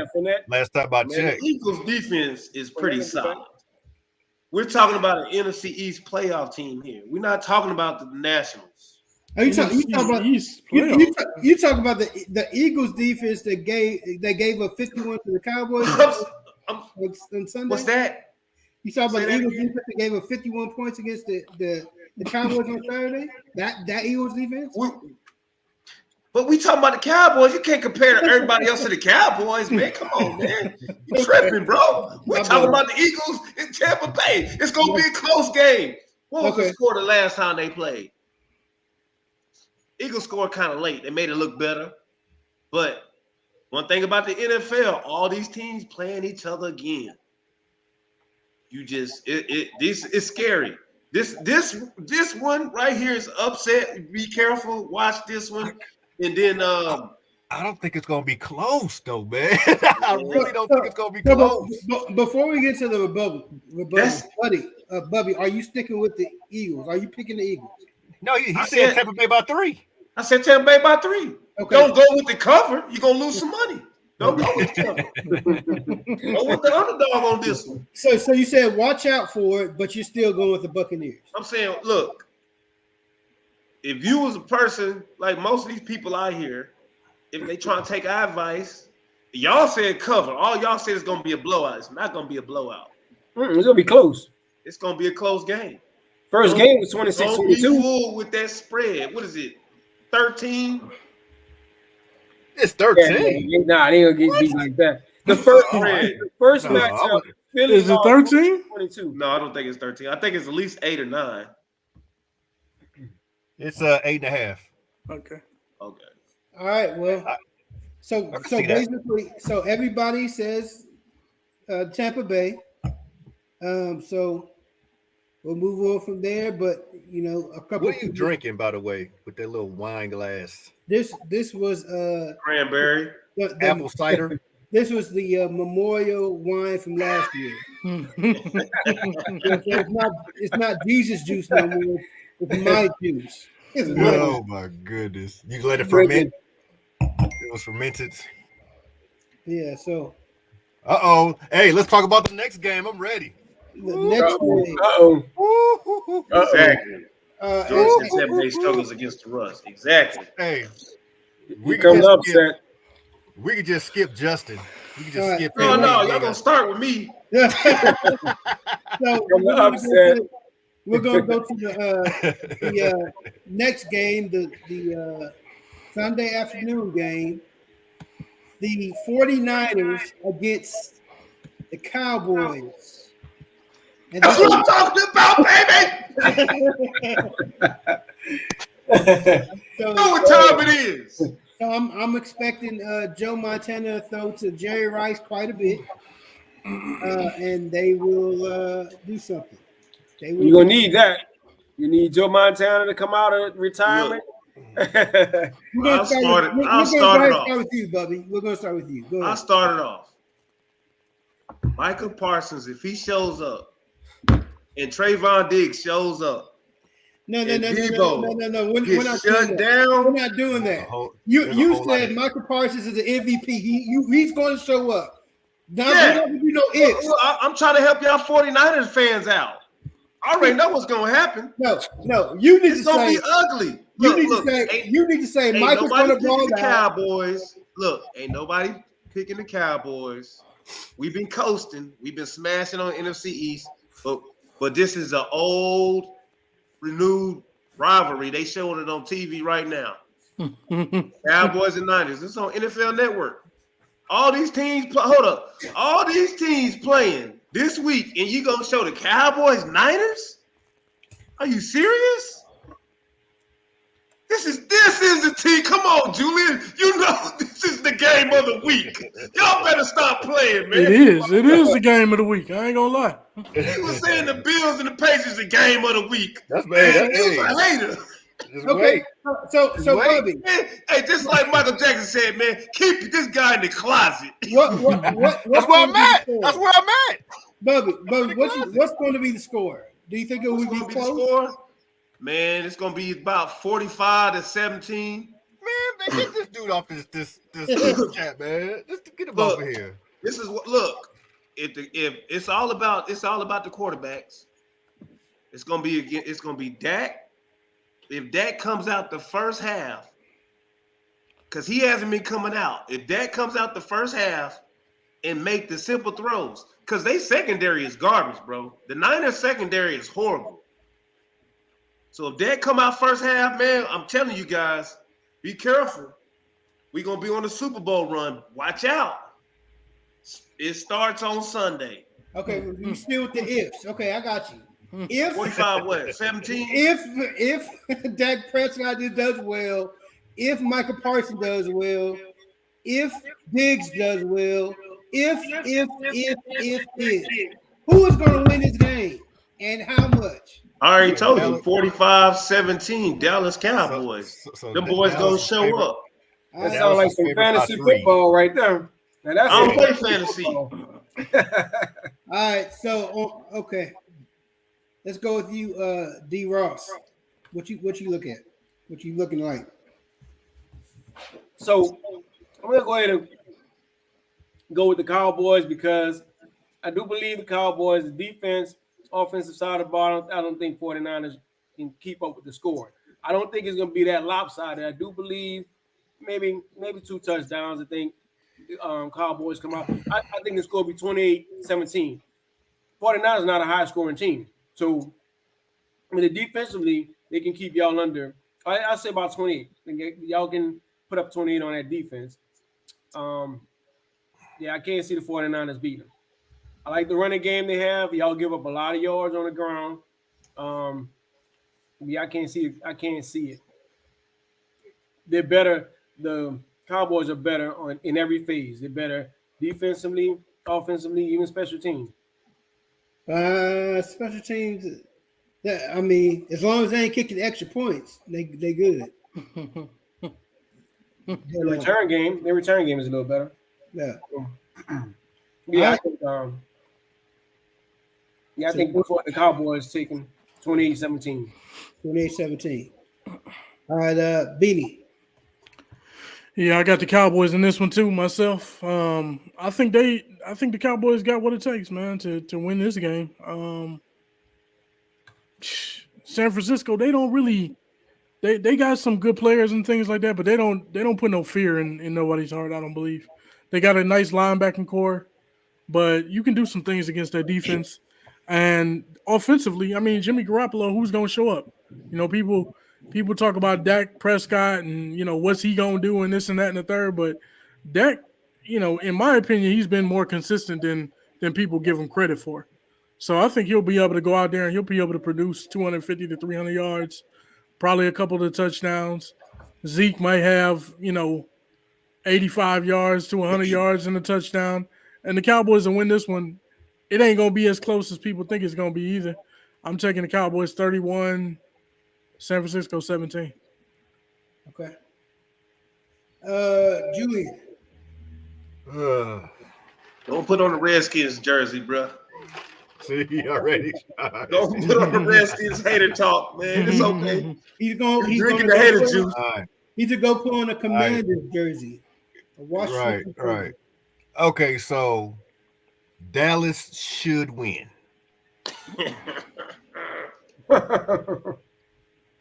Dallas should win. But if Garoppolo plays like he can, like we've seen good Garoppolo, we've seen bad Garoppolo.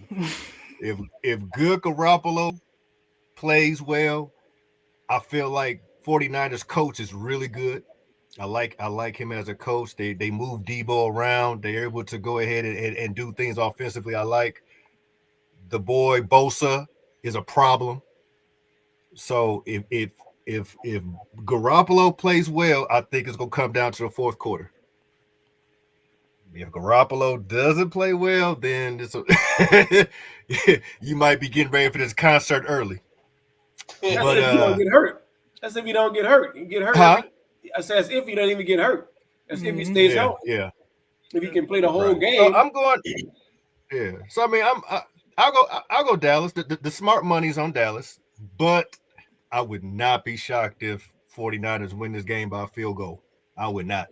So who you got? I got Cowboys. I'm just saying I got the Cowboys, but I would not be shocked. I would not be shocked if 49ers make this a game. All right, here's my thing, and my comments is going to mirror a number of y'all's. What comes down to me is who do I trust more, Dak Prescott or Jimmy G? You got a quarter? And at this point in time, I trust Dak more than Jimmy G. So for that fact only, I think the Cowboys will win. But just like Julian, I will not be surprised if they lost. And that's just because it really, to me, it's going to depend on, because I think the 49ers are good enough to contain parts of the Cowboys offense, parts of it. If it gets, the line of the linebackers is the strength of the 49er defense. The cornerbacks are, they're above average, but they're not great. So it really depends on how much they get to Dak. And it really depends on coaching to me as well. Will Kyle Shanahan's use of Debo Samuels slow down the pass rush? Because if they don't pass, we ain't even said Kittle's. We ain't even said Kittle's name. Right. So we know that Micah Parsons is the beast. We know that. But will Micah Parsons be in charge of having to keep an eye on Debo Samuels? Will he be in charge of keeping an eye on Kittles? If so, it's going to take away what he's been doing a lot with the Cowboys are making them, which is rushing the quarterback. So it really just depends on what they decide to do. If they slow down the Cowboys pass rush, and the Cowboys pass rush has been dominant, then it could be close, and I won't be surprised. But I expect Dallas to win, but I would not be surprised if they lost because it's the Cowboys. And in the words of Stephen A. Smith, they will find a way to disappoint. I just want to ask everybody a question because everybody, a few people have said it. It's a toss up between these two quarterbacks, right? Well, I didn't say that. I don't think so. So. Dak is better. Dak is better. Okay, all right. Because I just, to me, I think he gets a little bit more blame than what he should for. I don't know. It's just that when 37 touchdowns, 10 interceptions, and 4,400 yards. That's good. What else you want to do? When you're a team that runs the ball, when you're a team that runs the ball as well as the 49ers, that's ball control. You know what I'm saying? That keeps that great offense off the field. Yeah, but they don't need that much. They don't need that much time on the field. I mean, you look at the last 4 games. Dak got 1 touchdown, 4, 3, and 5 in the last 4 games. No interceptions. He's on a roll right now, man. People forgetting that. People not seeing that. Look at the last month of the season.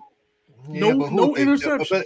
But Arizona, they played Arizona. Right. I was about to say, other than Arizona, which they lost, they played the NFC East. Don't matter. Philadelphia went to the playoffs, right? Exactly. Philadelphia in the playoffs, right? Coming up, right? And Washington is a rival. Made the playoffs. Aaron Rodgers, the North got 1 team. The South got 1 team. Come on now. But the NFC East is trash, though. They're not. No, just because you make the playoffs don't mean you good, man. Man, look, if they were so sorry, I'm just trying to figure out why did Atlanta make the playoffs then, or why did New Orleans make the playoffs? They almost did. They almost did. They did. They almost did. They didn't. They represent the South. South got 3 teams that are out. North got 3 teams that are out. Chargers didn't make the playoffs, and Chargers better than a couple teams in the playoffs. Come on, man. We can do this all day. Mm-hmm. But they also had the NFC, what is that? The NFC West. They still had 2 teams to make the playoffs. I'm just saying, just because you make the playoffs don't mean you good, and just because you don't make the playoffs don't mean that you suck. But you know what? Everybody was in 1 or 2 games. It wasn't really like it used to be where you had did nobody run away with it. Top heavy team, 1 or 2 top heavy teams, and everybody average. This year seemed like everybody was like a little above average. You might have had only 2 sorry teams in the NFC, but everybody else, I mean, Arizona was beaten and can be beaten. The Packers were beaten and can be beaten. The Rams, the Bucks, the Cowboys, everybody. I mean, it's even across the board. It's wide open. Bubby, you were together with us, and you were right along with us and said in the NFC conference, 6 teams could win the Super Bowl. Exactly. So it's not like the Cowboys are above and beyond all the teams. I didn't say that. I said there's 6 good teams in the NFC that can make the playoff. That can win the whole thing. Right. If the Niners get hot, they can go all the way. And what team did you eliminate? I'll tell y'all this last stat before you start this argument. Yeah. In the last 4 times the Cowboys and Niners played each other, the winner has went on to win the Super Bowl. Now I just wanted to say that. I just wanted to just bring that up. That has nothing to do with 2021. I just wanted to bring that up. Now. Go ahead, Julian. Go ahead, Washington. Saying what now? I mean, okay. Talking about the early 90s, 30 years ago. Let me ask you this question. So you said that the Eagles are a playoff team. They're good, right? The Eagles didn't even play their last game because they had already clinched. But you said that they're good. You said that they're a playoff team, so they deserve respect, right? Watch it. And I also have the Eagles playing Tampa Bay Bucks real tight and could upset them. Okay, so you got that. when we were sitting at the table at Boomer Jacks, you said 6 teams Can win it all. can you said 6 teams in the NFC East. Excuse me, not NFC East, in the NFC Can can win it all. represent the Super Bowl, right? Can win it all. Which of those 7 did you leave out? Which what? I left Which the of Eagles. those 7 teams? I left the Eagles because look. Exactly. No, this is why I left him out. Because they playing Tampa Bay. Now, if they beat Tampa Bay, who do they have to play second round? If they beat Tampa Bay, they're coming in as the Green Bay. Packers, right? You got to play the Packers. Oh, they gotta play the Packers. Yeah. They not going to the Super Bowl, man. You got to go Tampa Bay, then you got to go Packers. Come on, man. That ain't fair. Okay. All right. So we've had enough of this game. We everybody says the Cowboys. So let's move on. Now you can go ahead and take your jersey off. The show is over. The show is over. The show is done. Now we do have a Sunday night game. No, we got a Monday at the Jets. Oh, I forgot it. Who? Steelers. Excuse me. Steelers at the Chiefs. I'm sorry. I'm about to say the Jets. Steelers at the Chiefs. I forgot. There's the upset. That's the upset. That's your upset. Steelers and who? It's on the ticker. It's on the ticker. It's right there. Oh, that's scary, man. Oh, Chiefs not losing, man. Chiefs ain't not losing. at home. So it looks like everybody's saying the Chiefs, but do you have something to say, D. Ross, about that? Man, I'm gonna go with the Steelers. I'm gonna do it. Still curtain, baby. Still curtain. and what's your reason? Is because you think do you have evidence that Mean Joe Green is going to be? I talked to him. To him. We saw this game. This game already been played, man. I'm gonna say that. But the reason why I'm gonna say that because KC defense is so suspect. This Ben Roethlisberger last shot at it. Juju Smith-Schuster coming back. I wanted to happen, man. I'm going to Steelers. I got nothing, man. Got nothing. Yeah. So he said, I want to happen. You was like, hey, Juju TikTok. Wait. No, let's wait. But let's not pretend like the Steelers don't have Najee. Don't pretend like they don't have some weapons. They cool. They cool. Been trash, but I mean, they got some weapons. They can score. But I mean, KC, I know they can put up about 40 on anybody at any given time. Tyreek Hill is a beast. Kelsey. The running game kind of busted up, though, because Clyde Edwards-Helaire, I don't think he's back healthy. So, and still his defense is pretty good. So if they can stop the run, you might have a chance. My thing is, man, the Steelers, until they got to the Sunday night game, all they had to do was for the two teams not to tie. They were going to make the playoffs. And the two teams almost tied. And they should have tied, actually, if it wasn't for that stupid coach. They was about to be sitting on the Raiders did not want to see the Chiefs, though. You know what I'm saying? So I'm they've definitely been winning. What's the word? Despite of Ben Roethlisberger, I think when you're going up against the Chiefs, that the quarterback has to make plays. And with that being said, I just don't think the Steelers have a chance in this one. None. I think this game will be the blowout of the week. None, dog. I'm never betting against Mahomes, dog. I may take a loss every now and then, but I ain't betting against the Chiefs, dog. So does anybody got anything you want to add to it? Or you ready to move on? No, we move on. All right. Last game of the week, which is Monday night. Which is weird, by the way. Cardinals versus Rams, who I personally think may be the game of the week. Cardinals versus Rams. Julian, why don't you go ahead and start that? Again, man, it's a division rival. I mean, they split 1-1 during the regular season. So who's at home? The Rams? Yes. Yeah, Rams at home.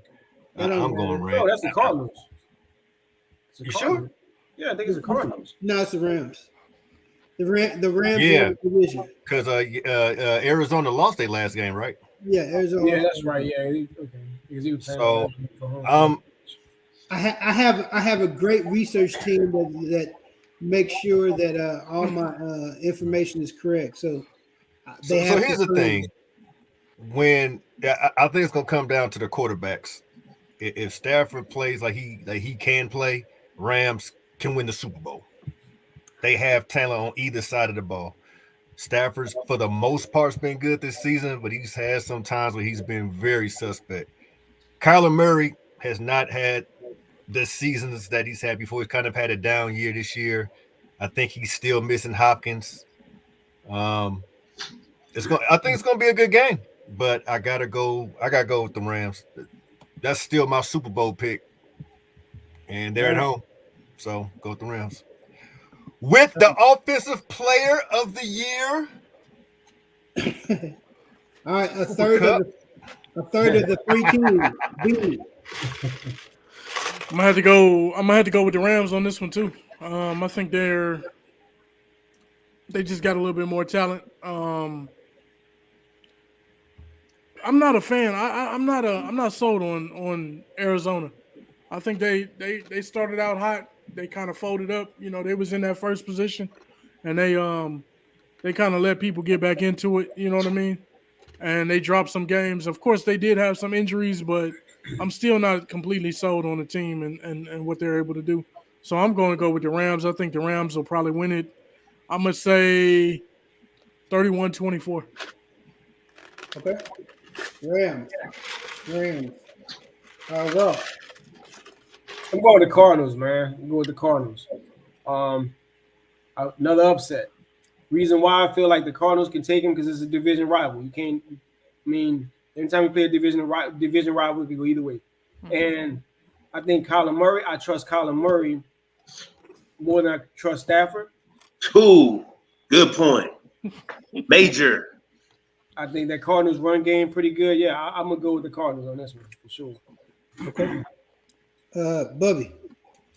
I like the Cardinals as well. Kyler Murray, he's gonna be that guy. He's gonna be the difference maker. Matt Stafford, nobody's looking at this guy's stats, man. But in the last 4 or 5 games, man, this dude's interceptions, man, has been super high. Oh, yeah. He's on the. Six. If you think it, like, other than what Baltimore, they was able to come back. He came back in the second half, but this guy is putting his team in a bad position. Last week they had it. It was over. It was 17-0, and then it was 3rd down and 1. Instead of running the ball, at least having a running back in the backfield, you gonna put your running back in motion. And now the Niners already know. Well, they gonna have to throw. Matt Stafford ain't gonna run. It's just bad, man. I don't like him being a leader in the playoffs, man. Kyler Murray. That's Matt Stafford's fault. Matt Stafford being a leader. No, you just gave an example of a play call that made it so where the defense knew what was going on. That ain't no Stafford. So I watch football. We all watch football, Bubby. Y'all watch fantasy. Y'all watch. Yeah, man. Y'all just Marshall is just watching zone. What is it? The red zone. He's watching red zone for fantasy stats. That's not true. watching the game. That's true. Oh, I got my guy in this game. Who's got? Oh, I got Deuce in the Smithy. Let me explain. As a quarterback, now you running your running back in motion. You can keep him there. He don't have to go run that route. You can keep him here to block.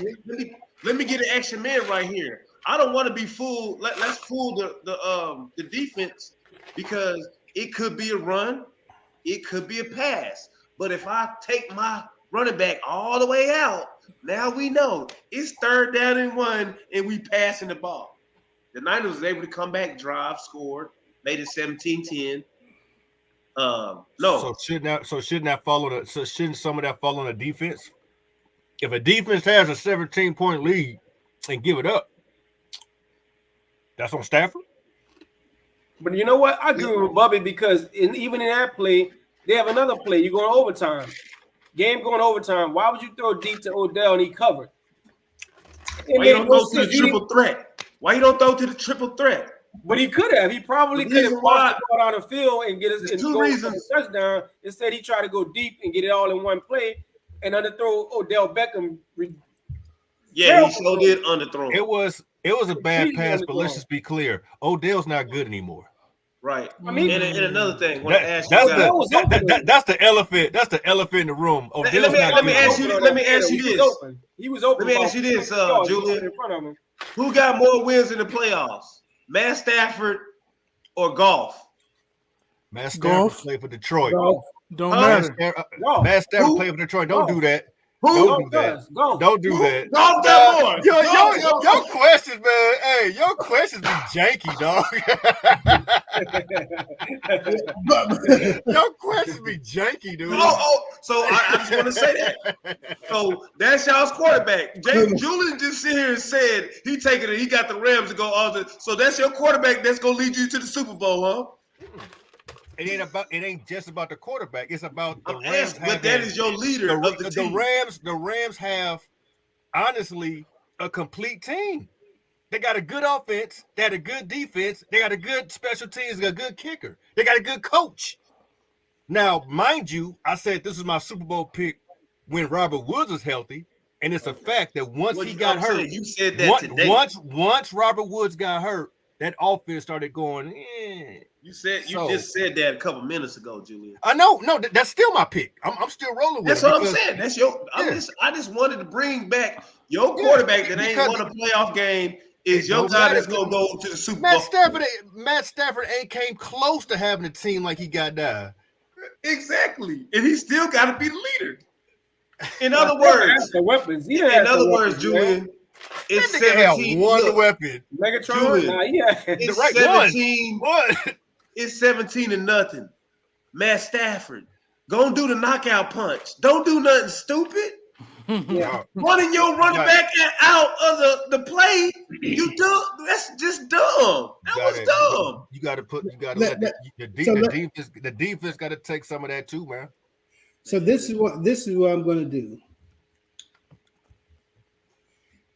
The LA Rams essentially has an all-star Pro Bowl team, talent-wise. I compare the LA Rams to a team that we all know well, Dynasty. God. And it's because you know where this is going. It's because they have talent everywhere. The Achilles heel of Dynasty a lot of times was quarterback decisions. If there was the quarterback would have been great the whole time, there was no team out there that was going to be Dynasty. So as much as we Dynasty had great play by Jay, Will, Jason at times, Jordan at times, there was not consistency enough. So as long as Matt Stafford makes enough plays to win, the Rams have the most talented team on the field against any team they play against. That's how I see it. I don't believe that. I don't agree with that. But who has more talent than the Rams? Cowboys got talent, man. Who has more talent than they have more talent. Cowboys got a lot of talent. Tampa Bay, yeah. Do they have more talent than the Rams? Yeah. Okay. I think so. I mean, you stack up the wide receivers against each other. You got Gallup, Amari Cooper, and CD Lamb. You got Tony Pollard and you got Ezekiel Elliott. You got Dak Prescott. On defensive side of the ball, you got Tank. You got Tank Lawrence. You got Gregory, Micah Parsons, who we talked about. Trayvon. So let me ask you a question. Arguably, is Aaron Donald the best defensive line in the NFL. Yeah. Arguably. Best defensive They got interior more lineman. names. Yeah. Yes. The Interior Rams got lineman. more names. Is Jalen Ramsey arguably the best cornerback in the league? Top Arguably. 5. Top Arguably. 5. Yeah. Yeah, he made the all-pro team. Arguably, yeah. So arguably, okay. Cooper Kupp, as much as people aren't high on him, did he not just win the Triple Crown? He did, but that don't make him the top receiver though. I would take Dallas's receiver. I would take CeeDee Lamb over him as far as talent is concerned. CeeDee can't catch the ball. CeeDee can catch the ball, bro. He can catch the ball. Come on, man. He had a couple drops in the middle of the season, man. Relax. Man, sometimes I hate you guys, man. Sometimes I want to be like, man, I need more friends. If it's third and 11, who do you trust to make that catch? CeeDee or Kupp? They both gonna make it. I said, who do you trust more? I'm a They both gonna make it. I'm a downgrade. Who do you think will one-on-one? Who do you think is going to make the play? Odell or CeeDee Lamb? I'm a downgrade. We already know who's gonna make that. I might say CeeDee on that one. I think Odell done.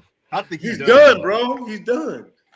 I think Odell, he's gonna be on the team, but I mean, he ain't the nowhere close. He ain't nowhere close. What he did in overtime, I don't know if will he be that premier receiver ever again. I think he'd be like Deshaun Jackson, still in the league, but will he be that premier guy? Okay. Yeah, when you a wide receiver like that, like Odell's size and stuff like that, what is he 5'11", maybe 6 foot at the most? You know what I mean? Man, he looks like he's about 5'10" out there, bro. That's what I'm saying. But when any type of athleticism goes away, all of a sudden everything else is gone, bro. Right. You know what I mean? You can't get open like you used to. You can't do what you used to do. Deshaun Jackson way older than them, but he's still running 4.3, 4.4. But he never had that ACL type of injury either. But look, was Deshaun Jackson, was he a slot receiver or was he? I mean, he was going to slot. He was outside moved him around. But when that boy was on the outside, the Cowboys, he used to eat us up. He used to go deep. Yeah, he go deep on everybody. He get deep on That's anybody. all he got. He got the post. He got the fly. The fly route. That's it. No, it ain't no. That's it. It ain't no extended route tree at all. Hey, his route tree ain't. The Raiders got that guy for one game versus the Cowboys, and then they released him. That's it. That's it. He had that one good game with the Rams where he went deep a couple times, and that's it. That's it. That's it. Man, I think y'all overlooking one thing though, man. Sean McVay is suspect. Sean McVay is a good coach. I don't think he's as good as he's portrayed to be. I think he makes some questionable calls. Like Bubby said earlier, man, on 31, you take the running back out. Even if the quarterback called it, he could have audibled out of it, but why would the coach call that? I mean, I don't trust McVay either. I mean, he okay, but I think he'll over it. How much what you just said, how much that has to do with the fact that the Rams beat the Saints a couple years ago in the playoffs? None at all, partner. I'm gonna tell you why. Because realistically, yeah, that was a bad call, no doubt. Everybody know in the world that was a missed call. It's like everybody knew Dez caught the ball, right? But I'm gonna say this: if you look at McVay since the Super Bowl run, what has he done? And he's already stockpiled talent. Aaron Donald been there. He went and got Von Miller. He went and got Jalen Ramsey. And it's still a beatable. Yeah. Well, because their quarterback was very, very, very sorry. Sean McVay is quarterback. Jared Goff, he's a gambler, bro. He's a gambler. He's all in right now with this Rams team. You gotta be. He's all in. And trade all the draft picks, man. If it brings you a championship, it's worth it. Look, and the boys gonna be out Monday night. All that work. Talent. You sit on the bench watching talent. Talent watching All right, man. So with that being said, to wrap this portion up, you got 2 for the Rams, 2 for the Cardinals, and 1 for the Dynasty. Oh, so you didn't pick? Well, I picked the Rams, aka Dynasty. Got you. So that's what we're doing. So we got that. Now it's an opportunity. We've gone through the first round games. Now's an opportunity Woo. to go with your bold predictions for the playoffs. So it don't have to be this week. It can be for the whole week. Your dark horse to win the playoffs, win the Super Bowl, whatever it is. What is your playoff bold prediction? Bubby, let's start with you. And You we want didn't to hear say the Super Bowl prediction? what you want to happen. Bold prediction. Oh, the bold predictions? Bold prediction. Man, I definitely would love to see Philly.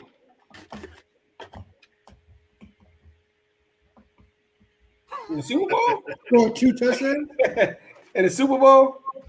Throw for 200 passing yards. Yeah, you said Super Bowl prediction, right? I mean, no. This No, is he bold, said playoff. This Oh, is playoff. playoff bold prediction. Oh, Well, this was gonna happen. I mean, y'all gonna think it's bold, but it's gonna be. Let me tell you. What's gonna happen with these Cowboys? Oh my God. Cowboys gonna beat the Niners, It's not a bold and prediction. then they gonna go on their revenge tour. They gonna play Tampa Bay. Dak Prescott said, "I'm gonna see you again. We gonna see him again. We gonna hug them boys out. Then we gonna go to Green Bay. We gonna get our revenge up there. Dez Bryant, the Cats, whatever. We gonna shut all that down. We just gonna blow them boys out. And then, hold up, Kansas City, they was dancing. What did they look? We lost what 19-9, something crazy, some garbage game that we didn't even really have our defensive players. So we're gonna go to the Super Bowl. They was dancing on the sideline a couple weeks ago, about 5-6 weeks ago. That's fine. Y'all didn't do anything. You got shut down second half. We gonna be dancing in the Super Bowl, baby. We gonna be dancing. We gonna be dancing that Super Bowl victory. That is a bold prediction. That is a bold prediction. I will admit that. Okay, that's your bold prediction. But that's gonna happen. That ain't even really bold. That's just what's gonna happen. That's Okay. bold, bro. That's bold. That's very bold. Ross, what you got? You got Taysom Hill going to find a way to get in the playoffs and win something? What's your not this year, partner. Next year. Yeah. Next year. What's your bold prediction? Bold prediction for this year, I say the Super Bowl competitor is gonna be on the AFC side. I'm gonna go with Buffalo. I say Buffalo go all the way. And I'm gonna say on the NFC side, I say the Cardinals go all the way. Okay. That's bold. Okay. Beanie, what you got? You know, since somebody mentioned it, nostalgia or throwback game because of the Niners versus the Cowboys, right? Who mentioned that? Somebody about to steal mine. Somebody did. But I think the Cowboys are going to go to the Super Bowl this year. I think they're going to make it. And I think Buffalo is going to make it. Buffalo on the other side going to make it. It's going to be a Buffalo versus the Cowboys like it was back in the early 90s. You know what I mean? And I think the Cowboys will beat them worse than what they did the last time they won. Prediction, dog. That's my bold prediction right there. That's bold though. How much Bubby paid you to say that, man? Take that hat and sweater off, Beanie. It's bold, Take man. it off. You wanted a bold prediction, I gave you one. All right, Julian, what you got? This ain't really bold, but it could be. Cowboys lose on Sunday. Cowboys lose by 3. Simple as that. Bold. Okay, that's your bold prediction. But he had to have that one in there. Out of all the Super Bowl games, he had to have. I mean, look, I'm gonna take this week by week. So this week,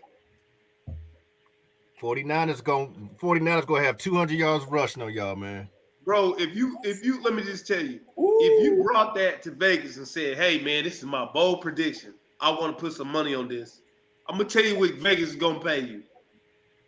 But to say that the 49ers will win? Vegas is gonna say we're gonna give you $140 to every $100 you give. Now Beanie brings that to Vegas and says, "Hey, I want the Cowboys." Oh, in Buffalo? Oh yeah, I'm gonna win a ton of money. Beanie gonna get about 100. They gonna get about $1 million today. That's why it's a bold prediction. You brought $100 in Vegas saying, "I like that bold prediction." Here's 140 back. So basically, what you're saying is that it's not that bold because there's a good chance it could happen. Exactly. That's essentially what you're saying. I'm just saying what Vegas said it could happen. Okay, it could happen. It's I got you. You know, all right, here's my bold prediction. Bill Belichick says, "Hi, Tom Brady. I got another one." Patriots against the Patriots? Bold prediction. That's how you do bold predictions. That's how you come on the Smitty Show and make bold predictions. Wow. Hope y'all are taking some notes. The Patriots to win the Super Bowl? But it's called a bold prediction. Against who? Don't it got to make sense? The Tom Brady. Oh, yeah, okay. Yeah. I mean, that's a great story. It's a good fantasy story. I mean, think about it. Nah, man. Is it far-fetched? Yes. Is it that far-fetched? Because at one point in time, they were in the running for the number one team in the AFC. Yeah, for like 1 week. Games. For 1 week. Okay. All right, fine. My bold prediction: the Eagles gonna win the Super Bowl. I mean, since we just saying stuff, it's not just saying stuff. Eagles, and the Steelers in the Super Bowl. So that's my bold prediction. My bold prediction: Roger Goodell make the Rams play all over again, and they win. The Saints get in the playoffs, and they go all the way to the Super Bowl. There you go. Bold prediction. All right, real quick, and we'll go around real quick. I sent the list of the openings for the vacant head coaching spots. What is the best opportunity? What's the best job out there of those vacant? If you're black, don't go to Miami or Houston. No lie. No Houston lie. Your cats shouldn't even been fired. Yeah, they fired that dude after 1 year. That man, black dude, David Culley. Like, dude, you should be fired. I should fire you. You didn't give me no quarterback. Yeah, that's terrible, bro. Let's start with you, Beanie. Who's the best opportunity? Probably Chicago. The best opportunity. This is a tough one, man. Job This was a tough one. You got Broncos, Dolphins, Vikings, Bears. I'm gonna say Bears, man. I mean, I know y'all gonna say I'm a homer by choosing that, but you already got a young quarterback. He's 22 years old. He can throw the ball. He can run. You know what I mean? He got the pedigree. You got some talent. You know what I mean? And young pieces on defense. You know what I'm saying?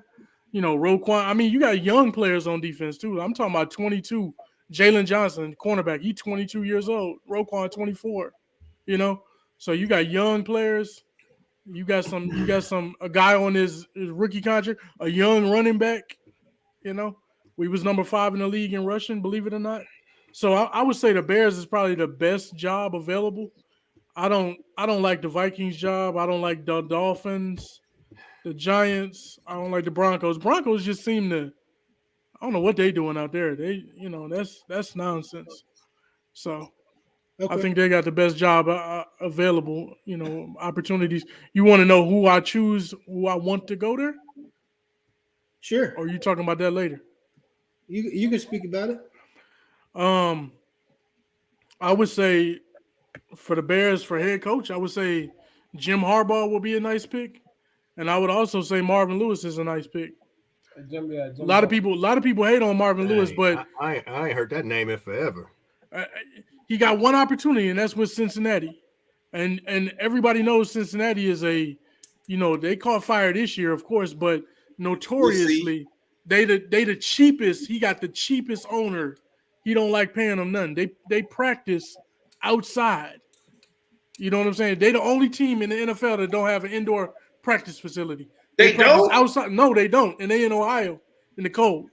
So, and he won't build one. So it's like you got that. You'll never get free agents to go there. He was at a disadvantage. And a lot of times black coaches, they get the worst jobs and they're expected to produce. If you don't produce, then you get out of town. They gave him a long time, you know what I mean? But he was successful over his run there. And I think with a better environment, a team that spends a little bit of money, yeah, I think he'll be better. So I think him and I also think Brian Flores is a good coach too. And the way he got ousted from Miami was bogus too. Yeah, So I think those will be my three. Those will be my three guys. Be nice if he go to Chicago. Yeah, it would. It would. Okay. Julian. I had a hard time with this one because there's pluses and minuses to each team. The Giants are terrible, but it's New York. Right. The Bears they've got possibly a good quarterback. He has potential, but it's Chicago. It's cold, and I question the upper management. Vikings got pieces, but it's in Minnesota. It's cold, and Kirk Cousins about to be out of there. Dolphins is in Miami, which is pretty dope. As a coach, I'm thinking about the weather. Like, where am I going to spend the next couple of years at? So You can you can see he just moved back from Cali. Yeah. That's where his mind is. Hey, it's about the weather, baby. And on top of that, I'm not ready to say that Tua sucks yet because he's still young. I'm willing to wait and see with him. We know why. Oh, he's injury prone though, man. Yeah, maybe. He's injury prone. And Broncos, they got some pieces. Denver is nice, but again, the quarterback is suspect. Locke ain't the answer. Bridgewater ain't the answer. So I don't really think there's a clear-cut answer to any of these. So I'm going to where the weather's nice. Going to Miami. Bubby. I'm going to Miami. Who you got? Man, I'm gonna go ahead and boycott this year. You're gonna wait till next year. You'll be a commentator on them, man. They black coaches don't even need to do interviews right now. They need to boycott because that's just Miami's coach and the Texans coach. Yeah. They got railroaded, man, and we already know why. That skin color played a big factor. So basically, the Houston Texans. Why you have this guy? You could have had us who was the coach last year at the Bill end. O'Brien. You should have left. He's gone. Oh yeah, he was terrible though. You could have had an offensive coordinator if you knew you was gonna get rid of this guy. It's bad, man. Bad for business. For 1 year, man, and he didn't have no quarterback. That's 1 year. Yeah, but I mean, I get that. But when they hired the quarterback, they didn't know that Deshaun Jackson's 20 massage therapists was going to come out the woodwork. They were talking about when they got the coach. When they got that was already happening. The coach it was already out, bro. It wasn't happening. He got announced like 3 days later. All these women said he massaged me. Okay. Even if that's the case. They should understand that. That still ain't his fault, right? Yeah, he should understand that. If he was walking in thinking he was gonna have Deshaun Watson and you ain't got nobody, that coach would have had every excuse in the world for them to just throw this year away. I am not arguing for the Texans owners and saying they should have fired him. I'm not saying that. I'm just saying. Didn't they say Bill O'Brien is on some interviews right now? Yeah. The same guy that just traded Hopkins away. He about to get another opportunity. Are you serious? Traded D. Hopkins for real. The Miami's coach need to get the first available position. If I was him, Chicago sound like a good fit because you got a solid defense. It's cold. Man, you're gonna have a solid defense. You're gonna have that type of ball that Miami was playing like that down there in Miami. Well, this is Chicago's culture. Mm-hmm. Let that boy go up there. They're gonna be they gonna give the Packers some run for their But money. but then when he goes to Chicago, if he turned the wrong way out the stadium, he's in South Chicago and he's getting shot. I mean, you got to think about everything. You got to think about your life. They can't. Come on, You man. ain't nothing worse than little Haiti. If you're going left versus going right, and you have a chance to lose your life, it ain't that bad, man. It ain't that bad. No. Ross, Man, I gotta go. I gotta get my daughter. Okay. Hey, I love you, fellas. I appreciate for me being the special guest. Real quick before you go, anything you want to shout out your business? Oh man, where my business shirt at, man? Y'all know who to call. Just in time. He ain't got no voicemail though, so keep calling back. Hey, but I'm always next to the text. You can text me. Y'all Right.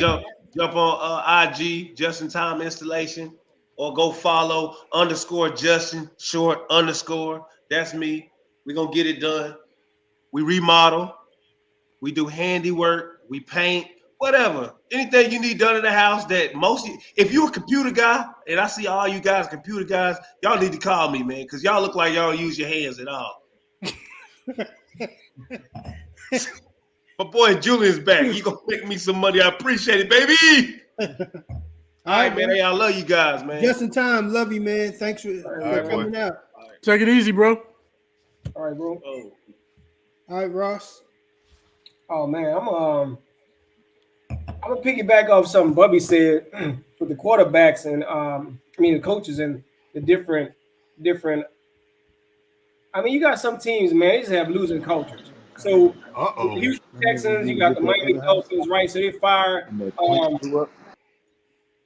fired two really good coaches that I think should have got a better chance, right? Should have gotten more time. Mm-hmm. But I'm glad that they did get fired because at the end of the day, those organizations are trash, man. The Houston Texans, I guarantee you, I don't care who's going to come in, they're going to be a losing organization. They're going to keep spinning their wheels. Same thing with Miami. Mm-hmm. It's a reason why teams like that, like them, the Cleveland Browns, they keep getting all this talent and still losing.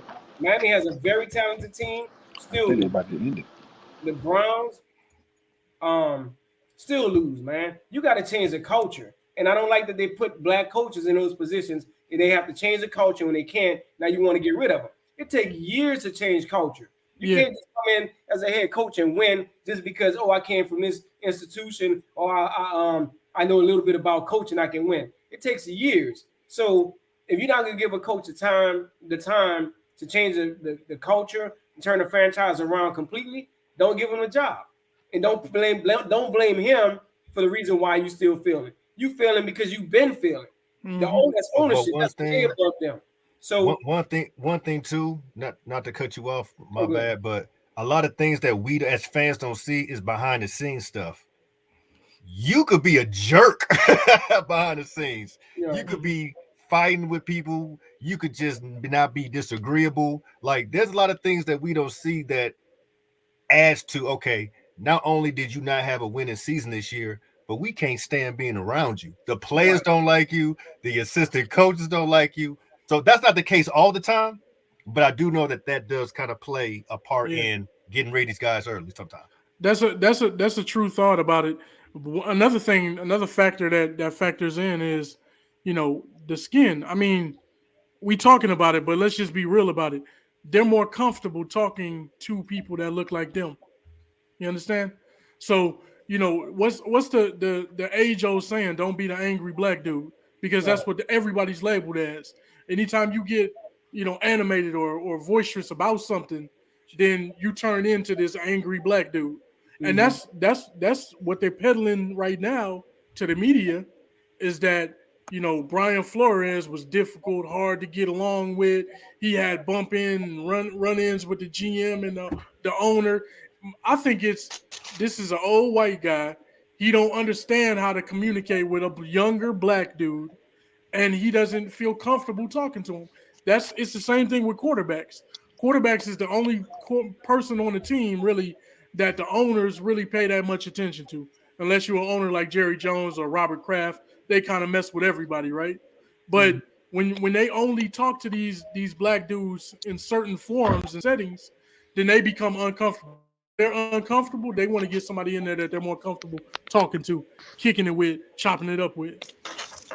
Exactly, man. So you got to change the whole line of thinking when it comes to the organization from top down, because that's problems with owners. When you see that much turnover year after year after year, that's ownership, man. It ain't just get a new head coach and we're gonna win. You can look at multiple organizations, you will see it.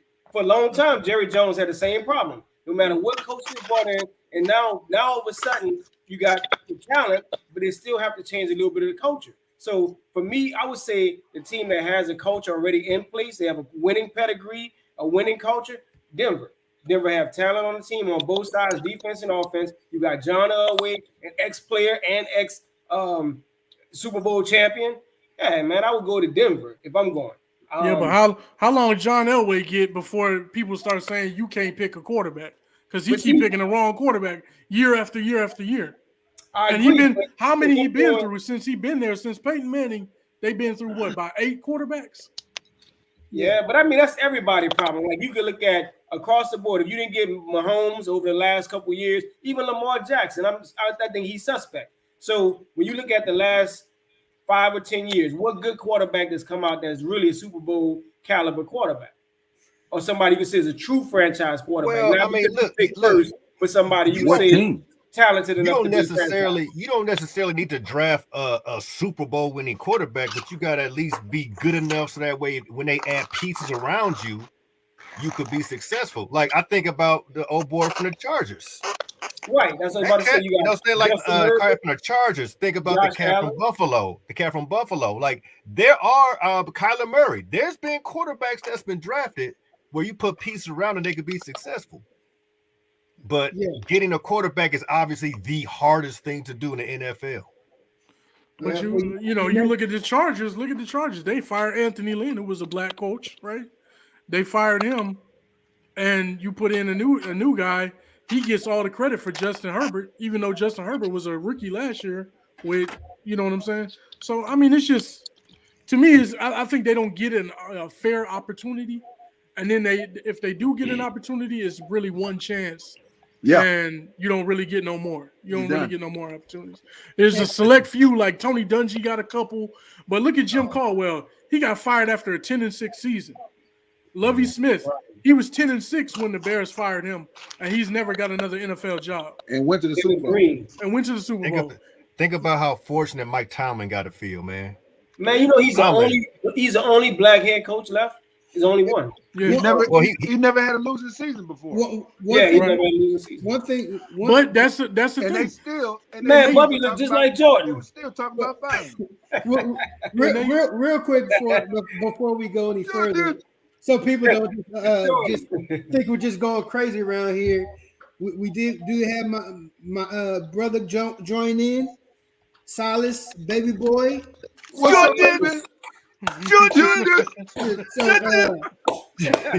You've heard us talking a lot. Go ahead. I'm gonna give you the floor for a few minutes to talk about whatever you want to talk about, playoff related, black coach related. Go ahead and go. Okay.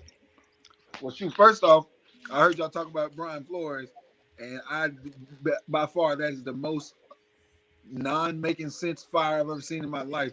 Because I'm like, this dude actually set a record. There has never been any team ever to start off 1-7 and to end their season with a winning record. Ever. He's the only coach that's ever done that. And you do something that's never been done before and you get fired.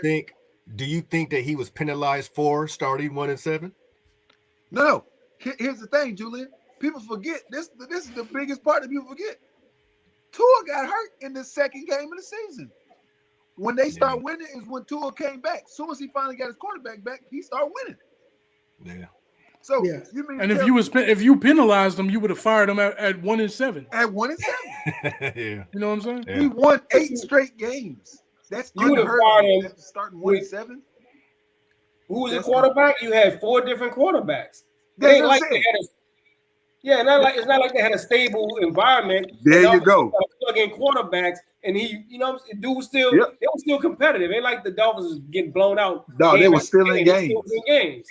Yep. But that's the difference between these jobs that are open, like with Miami and Houston and all of these teams, the difference between it, like we was talking about Tomlin, he ain't had, he's had 15 straight winning seasons. That's because it's a system. That's because they stick to it.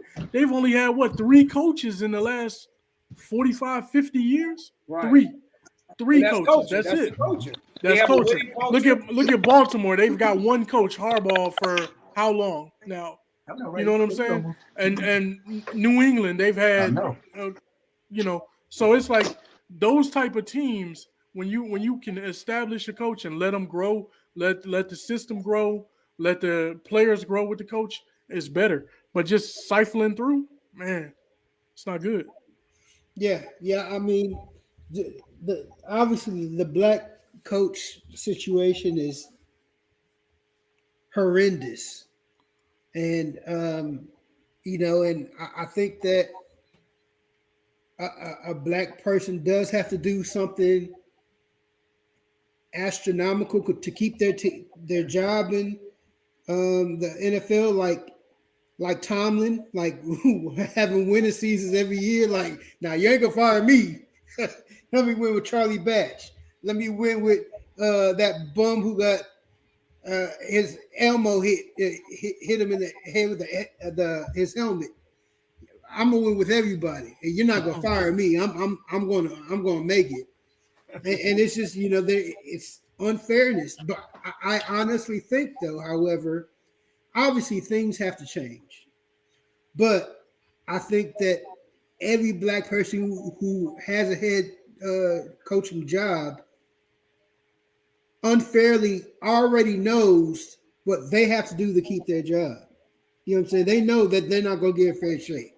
Mm-hmm. So it's like, I don't think Brian Flores was surprised when they called him fired. I don't think he was like, And on top of that, he was light-skinned. How they going to treat someone that's light-skinned like that, man? I can see them treating, if he like Jordan color, yeah, get him out of there. He was light-skinned. Well, you talking about David Culley? Not Brian Flores, David Culley. David Culley. Yeah. No, because Brian Flores was kind of, even though he was part Hispanic. Brian Flores, that juggle dark like me. Yeah, I was thinking about the other guy. That's my man. Flores, they were like, "Oh yeah, you out of here. You too dark, bro." Yeah, they did like this. Okay, put your hand by mine. You're fired. You're fine. But to answer the question, I would personally choose the Vikings team. That's a good one. And the reason why is because you have a stud wide receiver. They got defense. You got a stud running back when he's healthy. You have a good defense. Your quarterback is okay, and even when he's not okay, that's one piece you're replacing instead of 12 pieces you're replacing. And even though they play in Minnesota, they play in the dome. So yeah, it's cold, but you in the dome. You know what I'm saying? But you know what, Smitty? Also in the Packers division. And you got an aging defense. Most of those Aaron Rodgers out of here after this year. I got a question though. I got a question for y'all because I know, and I mentioned it too. I said the Bears. I know Marshall said Vikings. I don't think anybody chose the Giants. I think somebody chose the Dolphins, right? And somebody chose the Broncos. I'm going to Miami. Technically, because of the weather. Technically, I'm gonna put it like this. I think, and this is just thinking proactively. This is just being real. The Dolphins or the Broncos are probably the better choice because at least they already have their GM in place. If you go to any of those other teams, you got to worry about, does the GM want to run the scheme that you're talking about? You see what I'm saying? Like the GM already is putting his print on the team. He's bringing in players. He's bringing in free agents, stuff like that. He drafted players that he wants, that he believes in. Now you going into Chicago, and that's the problem that we have. Is the roster going to be flipped? You see what I'm saying? Right. Who you going to hang on to? Who you going to let go? So those jobs, the Dolphins and Broncos are probably the better jobs to have because at least you know that the GM is there and you know what he wants to do with the roster because he's already kind of doing it. Yeah, I mean, definitely. Yeah, I mean, if you want to, I see what you're saying. You know, they have things in place, definitely. I'm gonna say this though.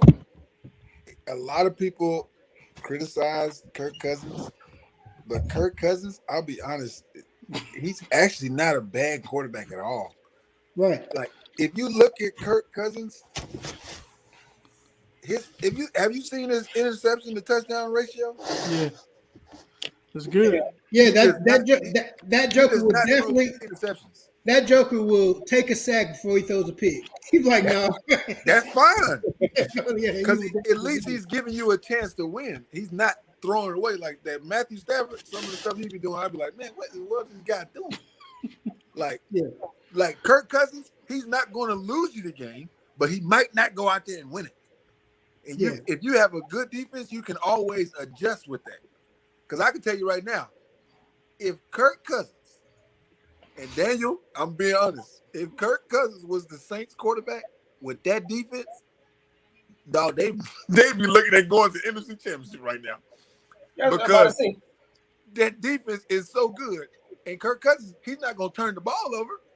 He might not go throw 500 yards passing, but he's going to make only good decisions, and he might take some sacks. That's fine. Their defense can hold him in the game. And he's very active. They would be one of the most dangerous teams in the NFL just with him at quarterback. This might be the first time Jordan has said anything nice about Kirk Cousins in 10 years. I know. That's what I'm saying. That's my point. But I'm really watching. I'm like, really, this guy's not that bad. Yeah, you know what happened was he took that red helmet off and put on the purple one. He was like, maybe not too bad. No, even when he was at the Redskins, I used to be like, okay, well, that one he didn't really make bad decisions back then either. He's never been a quarterback to give away the game. He's never been like that. He's never been the guy that you say what, Daniel? No, I was gonna say he don't have a coach that really trusts him because they used in Minnesota. It's about the running game, man. They had a power running game before. We had Adrian Peterson. They brought in Dalvin Cook. Dalvin Cook is their bread and butter. So we even had a report recently where they said they thought Justin Jefferson was getting upset because he wasn't getting the ball. He's like, no, I wasn't getting upset, but whatever it might be a case where he really is. But either way, they don't throw the ball that much. Kirk Cousins is not a high volume thrower. He's not gonna get out there and throw the ball 40, 50 times in the game.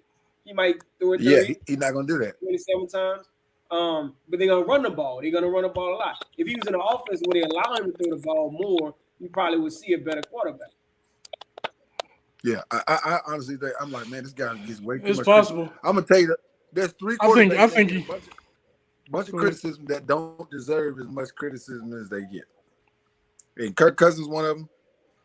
I know y'all gonna be like, "Oh, you Cowboy," but Dak Prescott gets so much criticism. I'm like, why did I get so much criticism? This guy crazy, bro. All Cowboys coaches do. That's why I used to remember we used to be talking about Tony Romo. Tony Romo was not a bad quarterback. But he's not a bad quarterback, but he's gonna get all the criticism in the world.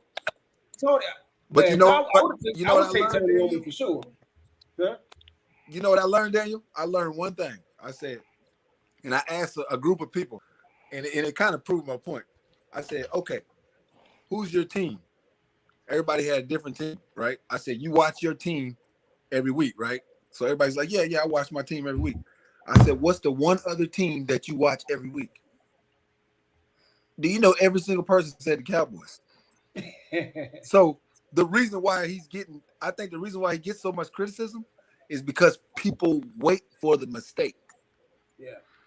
With other quarterbacks, you don't wait for the mistake because you don't watch them. You don't watch this every single play. Right. You just kind of look in the total view, like, oh, I watched this quarter, I watched that quarter of that game, or I missed the next two games, but he looked good when I watched him. You with Dak Prescott, you watch every single play. Oh, well, you threw one bad pass on the third down in the second quarter, so you're not a good quarterback. Man, I'll be looking at that too. I say the same thing. I say the same thing about Dak Prescott. And I'll look at it, and it's like you look at his numbers even this year.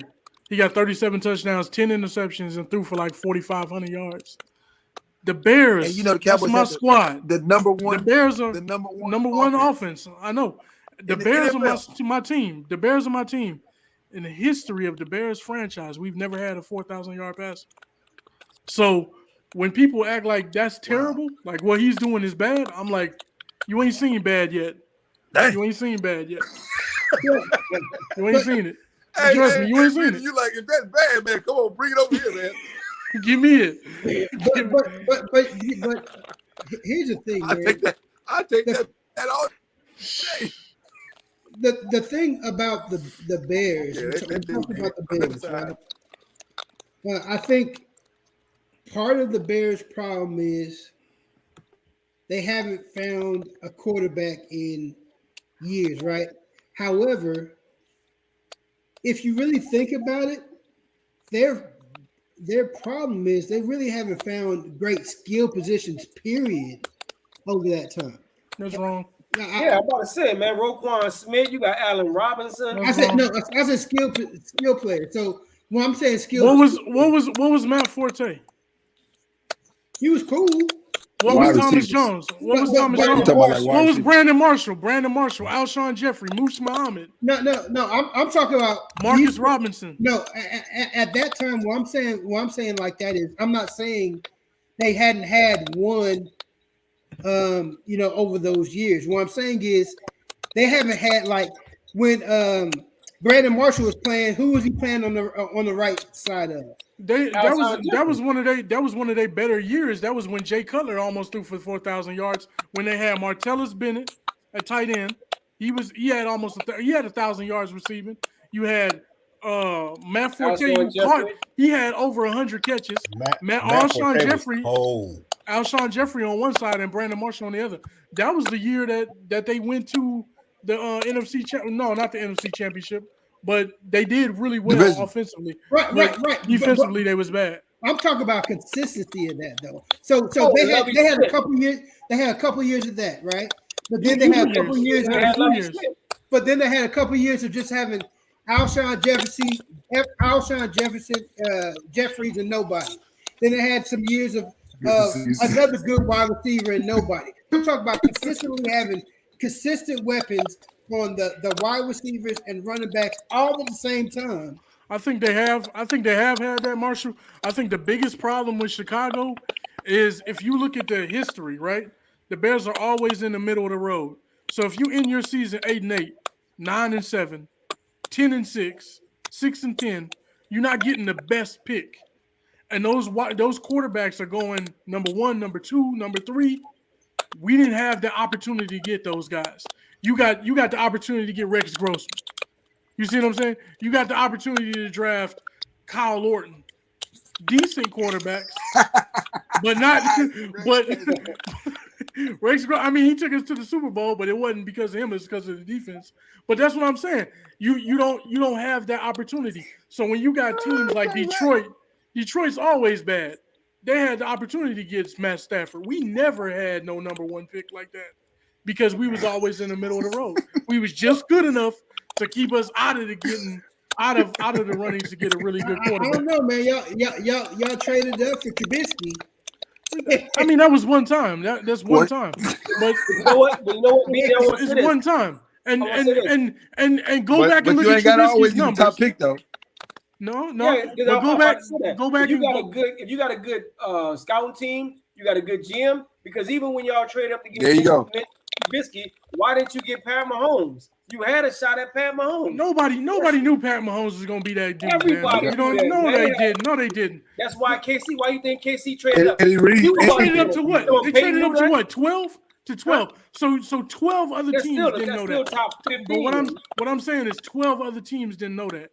I understand what you're saying. You want to place blame on that one draft, and I get it because that's what a lot of people do. Ryan Pace in general. I'm saying Ryan Pace in general.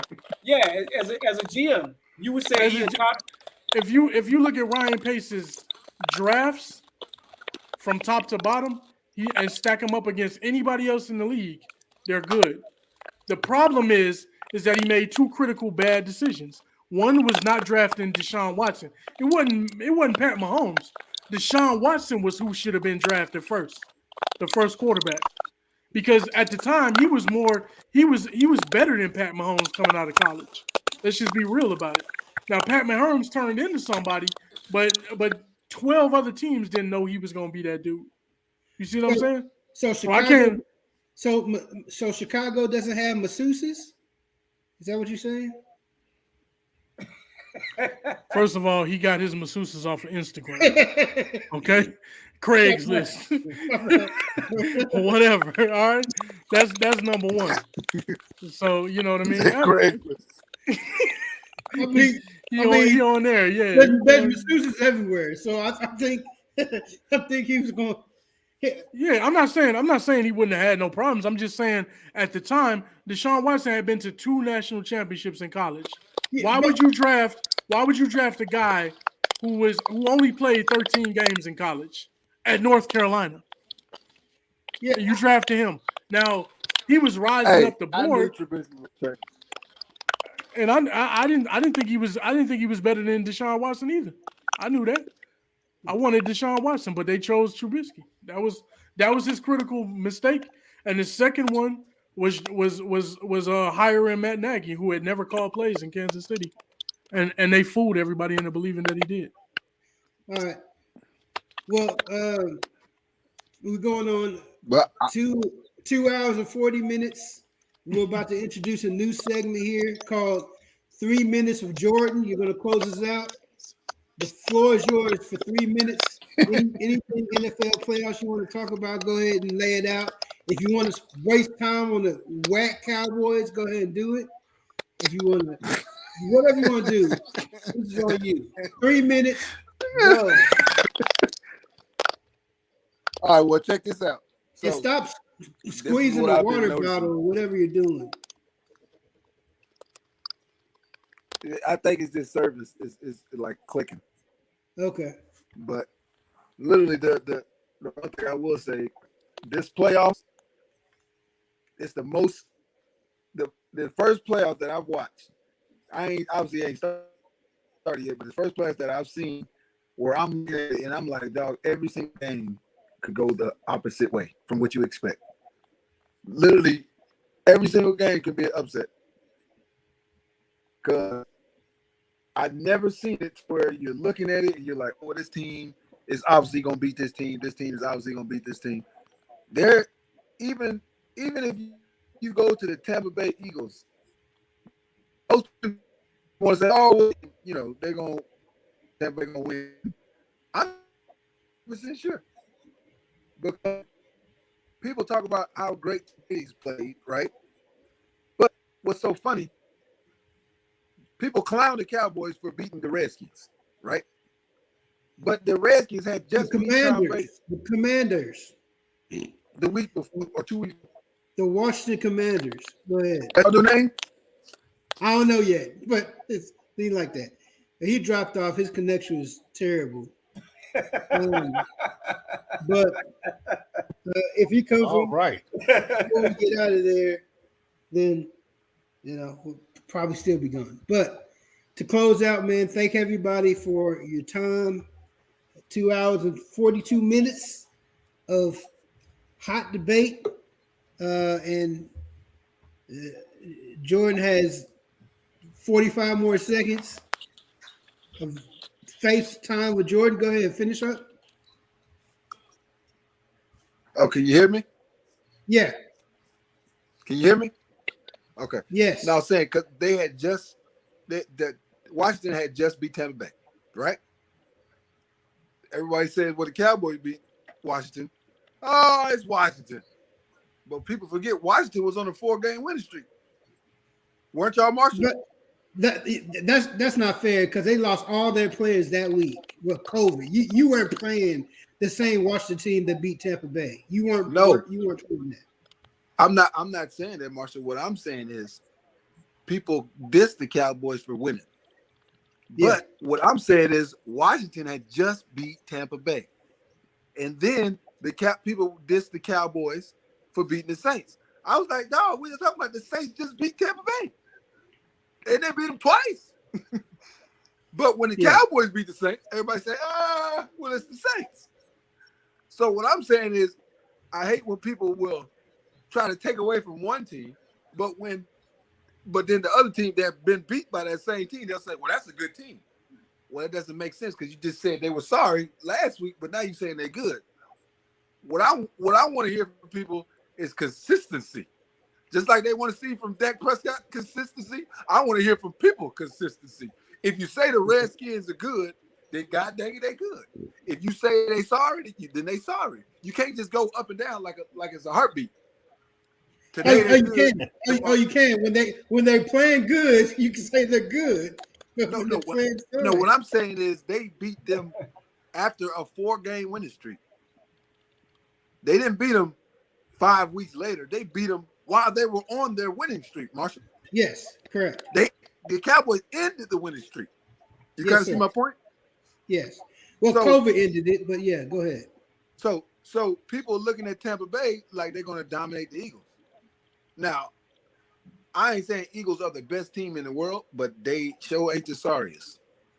And the Eagles have a front four, which people forget. Tom Brady's weakness is the front four pass rush. The Saints do it all the time to him. Saints don't even blitz linebackers, bro. They got a front four. Tom Brady stands there and he don't know what to do because they get into his face, and then he throwing picks. So I ain't gonna sit here and say the Eagles gonna win, but I'm telling y'all, don't be surprised if that game come down to the last second. Because the Eagles have a front four and they can raise problems for Tom Brady. And he already short like a couple, AB, Godwin's out. Yeah, Godwin's out. And then you already know Gronk getting hurt every week. So Gronk just think about one of the safeties for Eagles hit Gronk the wrong way. He done. Now you got one player. You got Mike Evans on offense. That's it. The defense tight, but they can be in trouble. Let Mike Evans been dealing with a hamstring for the past this whole year. Let him go out there and pull his hamstring. Dog, they gonna be in serious trouble. Yeah. So don't be surprised if the Eagles pull up an upset. All right. We got you. So we know who Jordan upset pick of the week is. Oh, you want to know my bold upset pick? I think you just said it. Yeah. What's your bold? No, I ain't saying pick? I ain't saying Eagles gonna win. I'm saying don't be surprised if they win. Okay, what's your bold pick for the playoffs? But my bold pick for the playoffs, let me see. I'm gonna say the Cincinnati Bengals goes to the AFC Championship. Okay. I would say that's pretty bold. Yeah. That's good. I'm gonna say the Cincinnati Bengals make the AFC Championship. But I honestly think Buffalo. I don't know why. I've said Buffalo before the season started. When the season first began, I said Cowboys, Buffalo, Super Bowl. That's what mine was. It's called defense, man. Buffalo got defense. Yeah. Jordan, let's do rapid fire. Let me get all 6 of your picks for the playoffs. Rapid fire. All right. First game is the Raiders versus Bengals. Bengals. Okay. Patriots versus Bills. Bills. That can be scary though. That can be an upset. Bill Belichick is smart. Okay. Eagles versus Buccaneers. Are you saying Tampa Bay? Yeah, I'm saying Tampa Bay, but it's gonna be close. All right, let's skip the 49ers versus Cowboys. There's no point. Steelers versus Chiefs. The Chiefs. And Cardinals versus Rams. Cardinals. All right.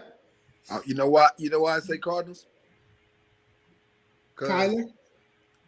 That's true, Kyler. And one thing a lot of people forget: the playoffs is a different game.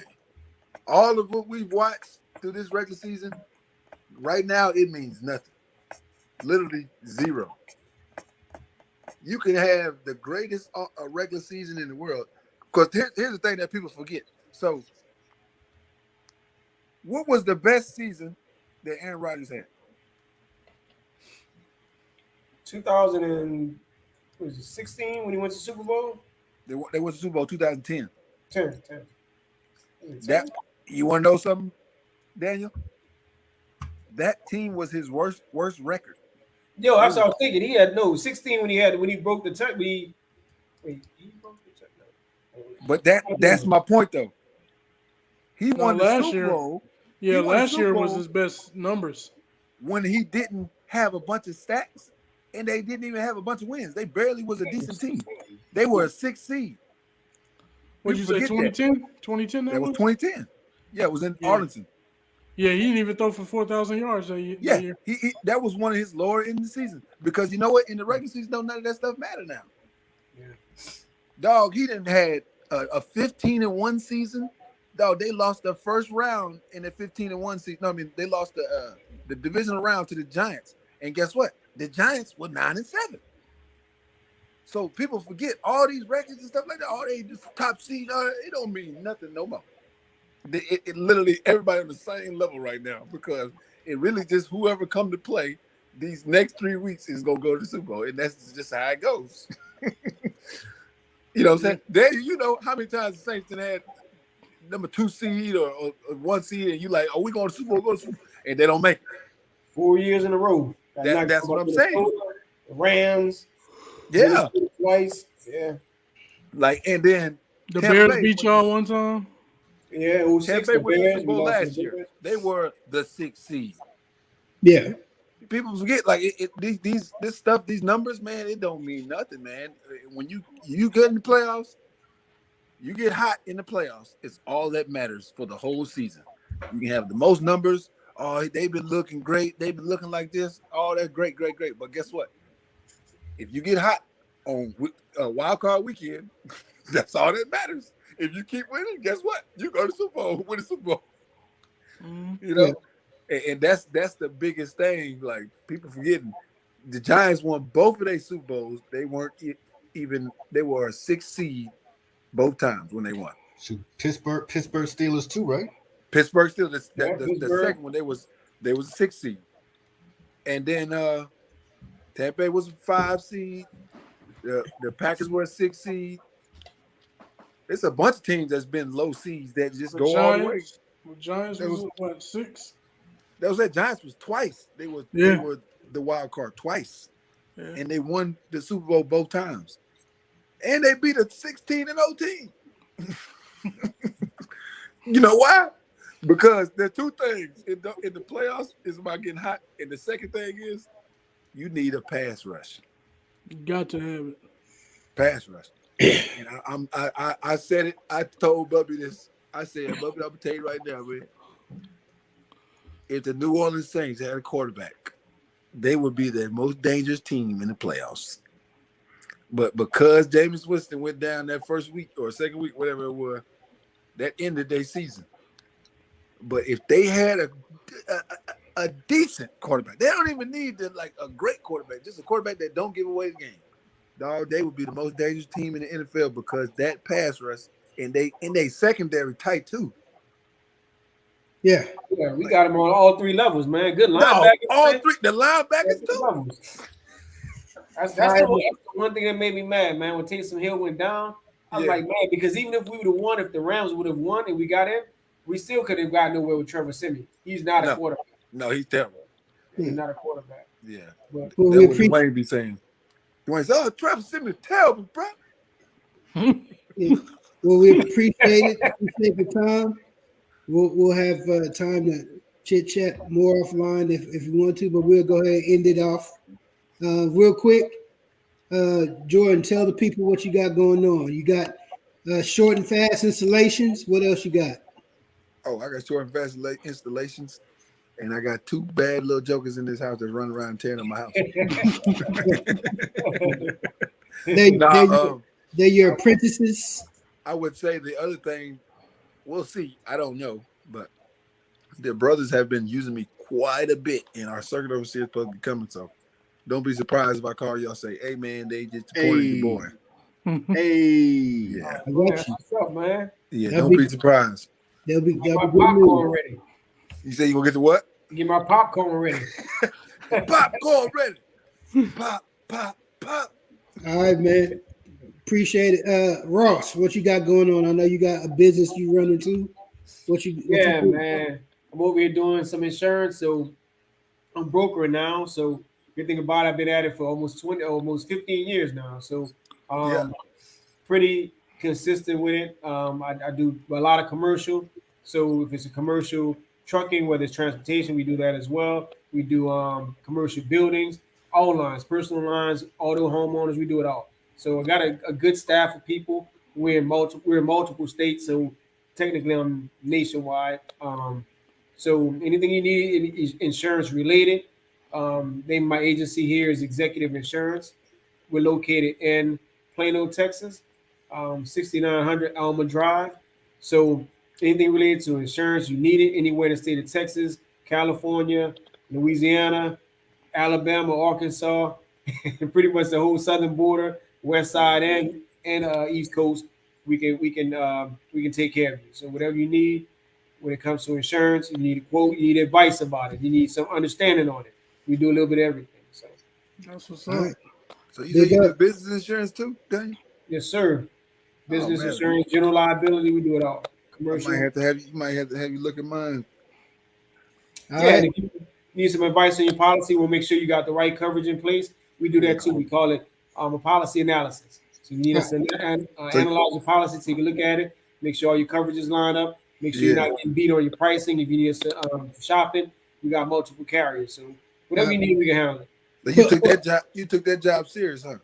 I did, man. One of the few things in life I took serious. Hey, I remember you got that insurance job the first time. You was like, "Yeah, I started this new job with insurance." I'm like, "Oh, It was serious. I came here. stuck with it." Make sure people say all your contact information again so people got it. Oh yeah. So you want to reach us? You can send an email to towerinsgroup@gmail. So that's one of our accounts. We have ops@tigwins. So again, it's tower TOWERINS group@gmail. You can send us an email there. Email there if you want to quote. If you want to reach out to me just to talk about it, you can call me 817-832-1370. And again, you can also email us at ops@tigwins.com. All right. What's your MySpace account? This ain't my space. Spinning Woo This ain't my space. at dickbuckers.com. Smitty Woo All right, Beanie. I know you got heck of things going on. Three Kings podcast. You got the Broad Network. Sometimes you got send jokers on the Royal Caribbean ship cruises. You know what I'm saying? What? Don't say that fast. You got send people on the ship sometimes. You know what Let's talk about, man. I don't know. I send people on a ship. the ship. The ship. I don't know what that means, but okay. The I guess he talking about this fellowship. Oh, the D ship. Oh man. No, I'm trying not to do that. I try not to do that, man. Try not to do that, man. We try not to. You got going on, man? Man, I mean, a little bit of this, a little bit of that, man. We working, stay busy. You know what I mean? We got a lot of stuff going on. I'm still healing from my foot, man. I broke a bone in my foot, so on the 20th, I'm supposed to know if I'm supposed to get surgery on it or not. We'll see. But so I'm battling through that. I still do the podcast thing, still do all of that stuff, and just try to stay busy, man. Stay active, stay busy, take care of the family, man. That's pretty much it. Yep. All right. Julian's missing, but we know what he's up to. Justin. He came out the closet. He did. He came out the closet. He came out the closet recently. He came out the closet recently. What are you on PlayStation? He moved from California to Texas.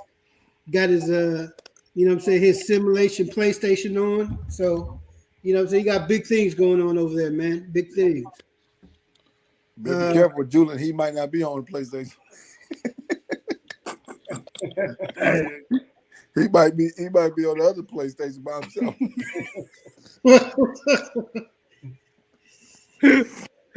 All right, man. So thank everybody for your time, man. Thank you for watching. For everybody listening, holla at your boy. This is episode 11. I plan on doing episode 12 next week or the week after. Be on the lookout for the announcements for it. We're gonna talk about the division round. Yeah, I'm want to talk about the playoff review and predictions for the next week. So that's in the works. We'll see what's up on that. But on the outro, we'll see y'all next time. All right, dog.